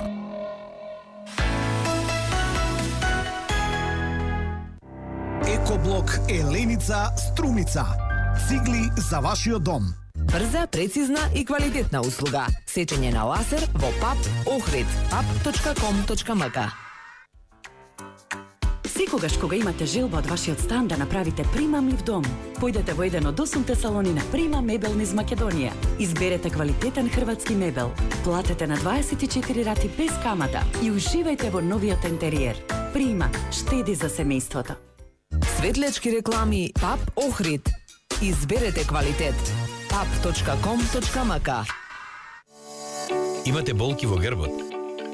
Ве мачат болки во коленот? Имате воспаление или спортски повреди?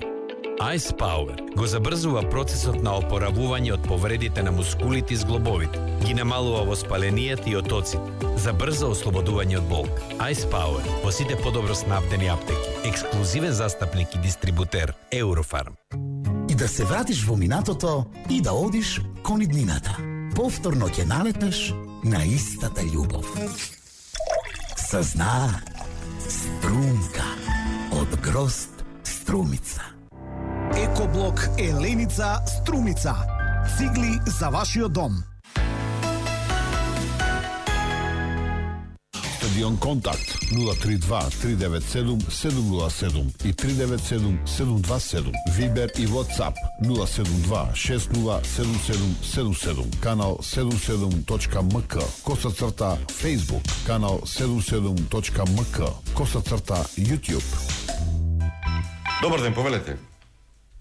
Ало? Ало, бе слушам. Добар ден. Поздрав од Битола.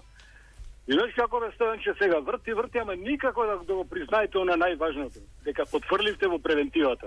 Остајте комисии, остајте кој бил, како бил, пари, австрици, пила го украдена.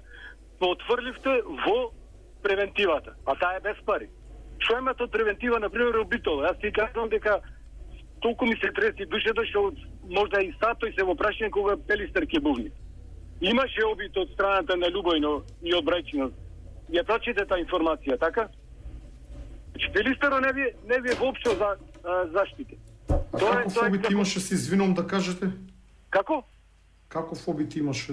Имаше запалено старо возило во Брајчино, а тој е одма на линијата од шумата, на Боровата шума, и среќа мештаните истрчаја таму, го гаснае огнот. Не намерно запалено возило или намерно запалено? Намерно, може старо возило таму изфрлено да се запали. Сега вие зборувате за превентива. Како ние превентивно да спречиме намерни палежи? Ние не сме во главата на оние патолошки... Сте во главата затоа што државата ги знае регистрираните пиромани. Тоа е најважната информација. Ги знае кои се регистрирани како такви и знаат дека на високи температури, штом почне да дува силен ветер, се случува. Тоа да ги врземе, да ги затвориме некаде? Да ги врзите, да ги затворите, ги знаат кои се тие регистрираните, меѓу тие ќе кажат и нивните други обучувачи, како што ги знаете и педофилите. И ги пуштате слободно да ше... За жал не се само пироманите, има и многу други. Така, од ВМРО, знам, од ВМРО... Не, рече сега, немојте. Има рече од економски и криминални побуди. Город чуете за потоа да ги купуват и продават поевтино. Јас се огради воопшто, не сакам да поверувам во такво нешто. Ова се случува сето затоа што долго време со овие агенции, дирекции или како сакаш наречи ги, служеле за партиско подкосурување. Кога ќе пратиме назад, па поготово последните, кои се таму помина во тие служби за спасување, косата да ти се крени. Тотално и дали сум ја многу посаглам од тие кои што биле претходно? Абе, среќа ти што дојде, иначе меѓу првите изјави кога те слушавме тебе, ти немаш на коле да огане угаснато, па камоли да се справи со ова. Толку беше збунет ти со ова целата ситуација, што одевте на среќа. Чиста среќа, ќе те клајме тебе и ти ај таму маткај. Затоа што не може сериозен човек како тебе, ти како што си поставуваш работите, да се нафати нова во никакви услови. Ти самиот требаше да кажеш дека ми треба толку возила, ми треба толку пожарникари, вакво се, пред како оние тренерите што одат во Барселона, во Реал, да кажат овие се условите за јас да бирам. Аха, па буџет, па играчи да донесе, да плати. Да. Ние сме координатори. Не мешате со ДЗС, но добро. Добро, слушни ме. Среќа што сепак некој нешто од бившата влада ви оставил, па да се вадите сега на авионите, биле криминално направени или како, него сепак нешто имавте вие таму. А кога дојдоа... Хеликоптерите се купени малку порано. Абе, без разлика, нешто најдовте. Сега немате ништо вие, ништо. Затоа што австриците кога дојдоа, кога ви ги видоа, кога ви ги збројат цревата, дека имате колку еден солитер во Скопје црева, загла се фатија. А точно јас имам другар од Австрија што е моментално овде во Битола и тој ми кажеше на кој начин е таа доброволната во Австрија организирано и дека дојде тука на да користа својот годишен одмор. И за нив ова вели најголема чест да дојде во друга земја да... А како лекари без граници кои што одат, да? Абе, тоа е чу. Добро, имате ли прашање, повелете? Имаме, ајде прашањето ќе биде политичко, пошто тој цело време тврди дека ние победивме во таа војна. Ако ние сега ќе победивме, зошто ние немаме наша македонска прослава за таа наша победа? Зошто спомениците упорно ни ги рушат, зошто сме немоćни околу нивните работи? Значи наша... Благодарам, запиша Ангелов. Уште еден слушате, добар ден, повелете. Добар ден. Ве слушам. Ало, добар ден. Ве слушам, повелете. Благодарам. Абе, види, добро е што си менјаци двајцата, Стојановци, добро е што сте Скипјани па сега Скопјани, и некој друго што да кажам добро. Доброто се катастрофа. Еве веќе еден саат, 2-3 пати фаќам врска и фала Богу што ме вклучивте. Инаку на господина Стојанче, каков генерал треба стари водник прве класе да му дадеме. Затоа што во Скопје во хотел Александра Палас, која промовираше неговата партија, рече дека тој не е за политика, тој е за дела, за ова, за она. Какви дела, какви политики во Кочани му кажав да се сплотат, да се обединат национална коалиција, да направат. Рече не, другари сакат да бидеме сами. Ништо не направа. Реков, нема ни еден да имате. Не, ќе имаме 7-8 до 15. Какви 7-8 до 15? Ништо. И сега, другарчето Стојанче, што вчера овие владетели на Македонија славеа немакедонски ден, баш го брига до тоа што 500.000 отидува, колку ќе им вратат од таа фирма што кај што славеа на рака на овие организаторите, тој не знае, дали ќе дознае, кој знае. За пожарникарите, за пожарите, детска работа. Ние сме ради реда држава, ради реда достоинство, ради реда ДПМПРП, ради реда СДМД, ради реда ситни души, ради реда ја однесува Македонија во пропаст. Македонци да се срамиме и од Стојанче, и од Никола, и од Зајко, и од Бајко, и од Мујо, и од Хато. Да се Добро, благодарам. Поздрав. Ајде некои коментари, Ангелов. Само да видам. Политичко прашање, едно зашто не славиме ако сме биле победници. Ние имавме во таа насока и ова прашање. Победа на Дека знаеме дека Стојан не предизвикал, но доживеавме политички пораз. Од друга страна, 20 години подоцна, свесен сум низ каква траума поминувал тогашниот председател Борис Трајковски, нека му е вечна славата, бидејќи бил под голем притисок на НАТО и меѓународната заедница. Во книгата на тогашниот началник на генерал-штабот на армијата пишува дека имале разузнавачки информации дека носач на авиони од Јонсков пловува во Јадранско море и тоа бил еден од катализаторите да ги прифатат условите кои што биле понудени и да започнат сериозни преговори за мир. Но пак ќе кажам, воено победивме, политички изгубивме, а верувам дека ако продолжевме, односно ако државниот врв продолжеше со до тогашната тактика, можеше да ни се случи оно што и се случи на Србија во 99-та година. И сепак ова е по-безболната варијанта. Ние сме мала држава со скромни ресурси и сега кога сме дел од НАТО, ние во американците денес имаме пријатели и мислам дека ексклузивното право кое што имаше само еден народ на Балканот повеќе го нема, затоа што и ние сме во одлични односи со нив. За спомениците? За спомениците има насекаде споменици на бранители во таа насока како прошувате на Карпалак. Јас лично се обидов за ова годишнина да се направи споменик, но тоа е едно граница помеѓу двете општини и самото место е на автопат. Има некои ограничувања, но верувам дека полека во следните неколку месеци ќе биде изградено едно достојно обележје, бидејќи после бранителите од ДУЧК добиле сите се пофали груби, се згрижени, пензии, кај бранителите се уште има големи проблеми. Па видете, тоа дека се згрижени сите, има и многу од нив кои што се жалат, но како и да е, сепак се најдол во подобра позиција, тоа е затоа што албанците си ги почитуваат нивните борци, за разлика од македонците.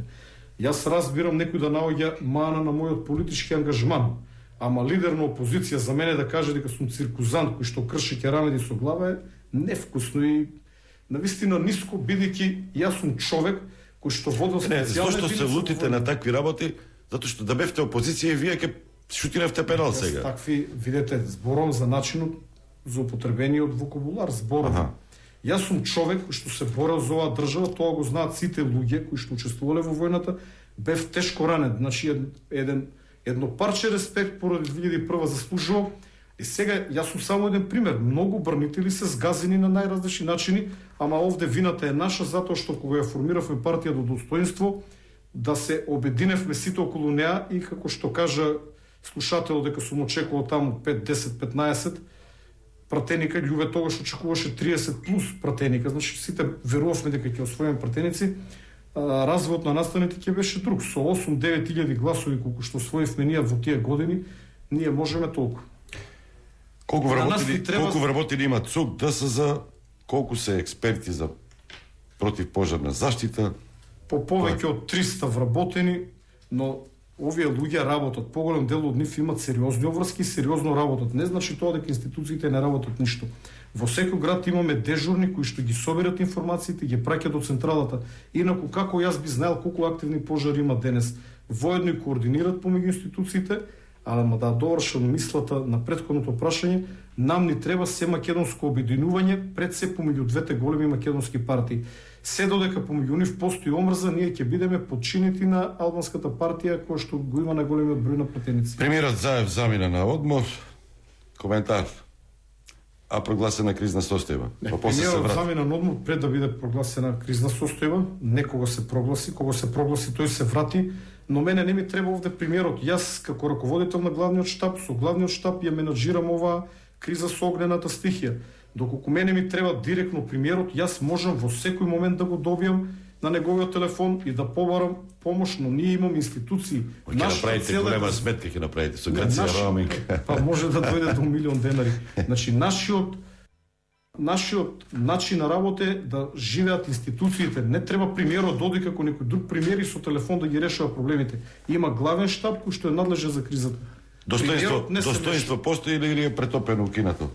Достоинство во овој момент е една од најмокните мали политички партии. Цврсто На изборите ќе учествувате сами на локалните или во овој момент немаме донесена одлука, но најверојатно ќе одиме со СДСМ, но тоа не е Зошто Ангелов не се кандидира за градоначалник на Штип ако не станал жител на Скопје или на... Јас сум штипјанец само по дел од мојот говор. На 18 години дојдов во Скопје, јас сум цел живот во Скопје. Повеќе 30 години сум во Скопје, од кои што 20 во аеродром. Немате стрека по војната кога требаше да се борите, немавте тогаш возила, техника, немавте ни чизми, ни униформи. Сега дојдовте во ЦУК и тука немате опрема, немате... тврдење кој немал чизми, значи имавме најсовремени планика гојзрици, вакви паушални тврдења, имавме најсовремени пушки, како набавивме еден куп оружје, се имавме. Имавме дури и авиони, како тоа дека сме немале. Не се согласувам, овие се паушални тврдења од луѓе кои што биле по 15 дена на терен и кои што можеби немали.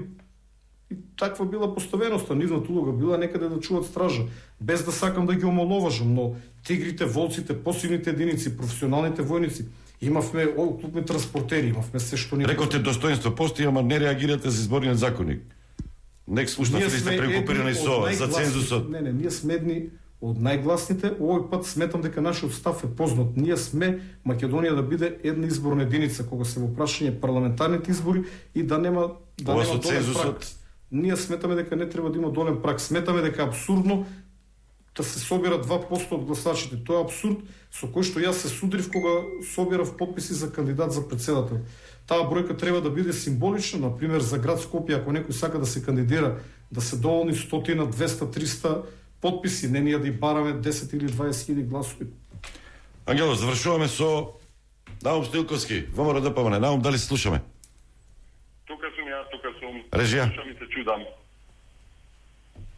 Толе? Ало? Ало, Толе? Нешто се случи со... Ало? Се слушаме ли Стилковски? Да, еве се слушаме се. Да. Стилковски, добро. Повели, тука е Ангелов. Карај го, тепај го, што сакаш прави. Ама ќе ти одговори. Пуцај мајстор. Со недостоинствени и недобресни не мислам да разговарам, можам да разговарам со тебе. Стојанче Ангелов е човек кој што е недостоинствен и недоблесен да ја води функцијата која што ја води и тоа го покажа. Уште повеќе е недоблесен да се извини за навреди дадени од позиција на која што е поставен или ајде да го потребам мој речник на Заев да го уклебат за корка лепче. Тој продолжува со неговиот циркузански однос и сега истото го продолжи, а треба да се извини за повеќе работи, меѓу другото и за навреди упатени кон ВМРО ДПМН, кон председател Христијан Мицковски, кон мене, кон сите оние што бевме горе и од Унија на жени, председателката Жаклина и на подпредседател Михайловски, сите кои што бевме горе, во ист ден кога беше и Стојан Ангелов, знаете и сами дека тој дојде, се видоа таму и после тоа да упати навреди дека Стојан Ангелов да упати навреди дека некој од тие што биле горе од ВМРО ДПМН ја украл силата како што самиот искажа, мислам дека е не недостоинствено, туку уште еден негов циркузантски настап за да ја релативизира целата ситуација во која што ја ставија Македонија.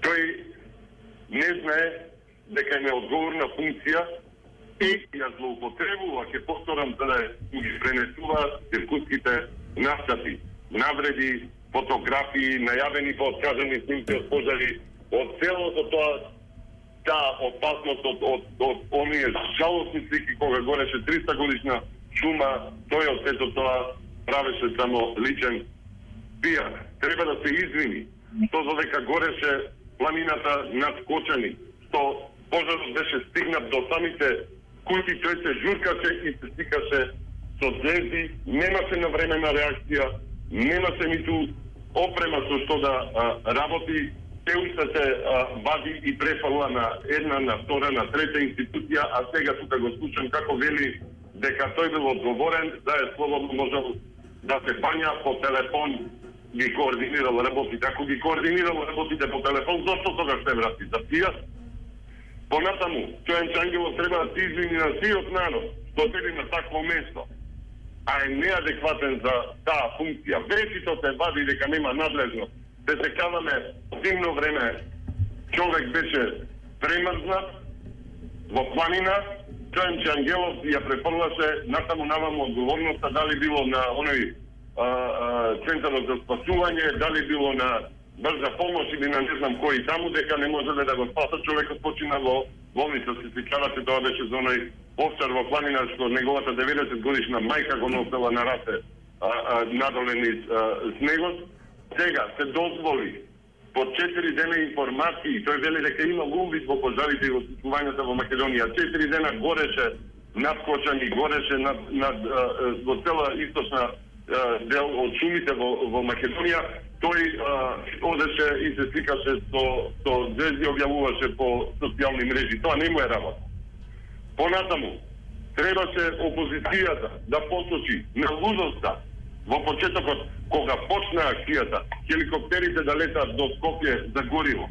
Требаше опозицијата да даде идеја, па да се направи оној посек со импровизирано место за полнење на гориво за хеликоптерите за гасење на пожарите. Види, Столе, пожарите на Виделина го извадија сиот, срамен и тажен, нефункционален систем. Не по телефон, не функционира никако. Го извади на Виделина, оваа цела трагедија го извади на Виделина вистинскиот Стојанче, го извади на Виделина папот, ги извади небулозните со ер-тракторите. Тие да седат не сервисирани со години, а при тоа е купувано гориво. Јас знам дека Стојан Ангелов пак е рече тоа не било во негова надлежност. Што е во негова надлежност? Да најавува фотографии, да лета со хеликоптер, што е во негова надлежност? Да крши керамиди? Па извинете, ама Стојанче, там си пушташе слики како крши керамиди со бава. Тујковски, само едно прашање. Која е вашата... Извади на Виделина, знаеш и неговата болна смисла за хумор, за папот, како го знаел, како се викаше тој, Коко Джамбо, не, како и да беше. Сите извади на Виделина со нивните навреди на македонскиот народ. Тета ова ситуација ја извади на Виделина и лажната пијарска мантра, демек системот функционирал. Не, нема систем, нема што да функционира, никој не грижа за тоа. Да функционираше системот, да постоеше грижа, немаше да дојде до вакви пожари, да изгорат толку илјадници хектари шума, 300 годишна шума. Знаете што се 3 века. И да ми се појавува оној другиот циркузант, шефот на овој Стојанче што ти е во студио, и да вели таа брзо ќе обновиме. Како ќе обновува брзо? Како се обновува брзо 300 годишна шума? Се уште не име грижа, Соле, се уште не име грижа и тоа ме боли, навистина ме боли, Соле. Добро, ајде да оставиме кратко да одговориме дали ќе се извини Ангелов. Не мислам да разговарам со Стојан Ангелов. Не треба оставно почитување како представници на општествено-политичкиот живот да покажете. Го имаш во цела емисија, почитување може да има кога има човек за разговор од другата страна. Нема достоен и нема доветен човек од другата страна. Има циркузант кој што продолжува со своите напади. Ама сега вие барате извинување, го обвинувате за навреди, а и вие навредувате. Нормално. Јас сум граѓанин без соле на оваа земја што плаќа данок да може да ме заштити државата, да има функционален систем, да јас бидам безбеден. Јас не се чувствувам безбедно од природни непогоди, од било какви непогоди што Стојан Чангелов на тоа место. Што треба повеќе да се случи? А вашиот директор од времето на ВМРО ДПМН му е советник сега. Беше унапреден. Цела Македонија скокна, човекот беше унапреден. Му се даде функција како што треба, не веде вршителна должност беше, така? Коле кажа му да наброи некој поадекватен од мене. Еве го вели Стојан Чангелов, го слушав вчера завчера, вели со недели гори во Старај и се уште се горат со пожарот таму, има подземни пожари, односно тлее пожарот под земја, горат корењата. И тоа се случува 2 недели. Ај вака да ве прашам, Буџаку беше ли соодветен претходникот на Ангелов? Само да ве прашам, дали Старај е дел од Скопје? Каде му е Петреш и Легов на Стојан Чангелов? Дали Петреш и Легов не му е потребен? Дали Старај не е дел од Скопје? Каде е градоначалникот на Скопје? Тој не треба да биде во тој центар. Добро, Стоилковски. Тоа беше прашање, поставивте. Благодарам. Наум Стоилковски, ВМРО ДПМН. Ангелов, со одговор на овие прашања да завршувам. За почеток, нека дојде на една ТВ дебата, нека ми ги каже овие работи да одговорам. Извинувањето. Имаме, какво извинување, неговиот лидер мене ме нарече циркузан, кој што крши керамиди со глава. Ако тоа не е навреди, неговиот говор до сега, тој го 50 навреди кажа. А јас зашто се лутат? Зашто ви се лутат? Значи, мојот сарказам, верувам дека таму има некој духови човек кој што знае што е сарказам. Сигурно дека ја не мислам дека ВМРО ДПМН ја украле моторната пила, се работеше за лажна вест. Значи, вака, најнакратко, кога ќе дојдете на власт, тогаш ќе кажете кој ќе биде директор, ако смета дека не сум добар, пријавете ме во владата, нека ме сменат. И кажете ми кој е тој поадекватен од мене. Јас само за миг на брзина ќе кажам, во последниот мандат пред мене беше Агром Буџаку, кој што вие го ставивте. Тој е некој професор по странски јазици, пред него била господја Сузана Салиу. Дали она е подобро од мене? Во времето на ВМРО ДПМН била директор пред Агром Буџаку.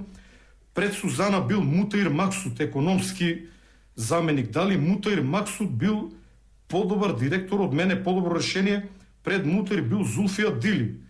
Дали Зулфија Дили е подобар менаџер на кризи од мене? Значи, ова се само некои од решенијата кои што ги предложил ВМРО во нивниот мандат и сега ние чекаме нивен представник од Комисијата за одбрана, но таков нема затоа што таму е членови во таа комисија Бојан Стојановски, правник, Дарко Костовски, дипломиран политиколог, Ѓорѓа Сајковски, доктор по историски науки, Марија Петрушевска, политиколог и така натаму. Кој од овие менаџер по кризи? Значи, нека не филозофират, нека пратат член во главниот штаб кој што на вистина знае. Вака излегува дека тие се немокни затоа што нема човек ни приближно добар како мене. Нека го извадат, било кој нека го пратат во главниот штаб, ќе го прифатам, нека ја наблюдува работата, ако понуди добри решенија, истите ќе бидат прифатени. Уште нешто имате ли да додаете ново, или тоа е? Повикувате на дебата? Па нема да дојде на дебата, знаете дека ВМРО ДПМН бегат од дебати. Каде може Стоилковски со мене да излезе на дебата? Да завршам со твитови. Не, тоа го кажавме, не можеш по груби и Стојанче, онда удри по невакцинираните. Интересен е и Мицкоски, типот што му го води акаунтот на Мицкоски, што туку му подпише уште 8 години опозиција, честитки брат. А, значи Димче Левица смее да пцуе, ама Мицкоски не смее. Мицкоски и Вучик немало додат на одмор, па кој ви е крив кога не знаете да пливате и уживате како заед? И секако во статусот во кој објаснува лидерот на опозицијата произлезе и твит Христијан Мицкоски вака гледа на работите. Знам дека се лутите и знам дека гневот што го имате кон мене е голем. Јас не сум како вас, нема да го спуштам нивото, бидејќи не сум само политичар. Јас сум родител и педагог. Ова беше се. Очекуваме понатаму мирно лето. Какви се проценките, Ангелов?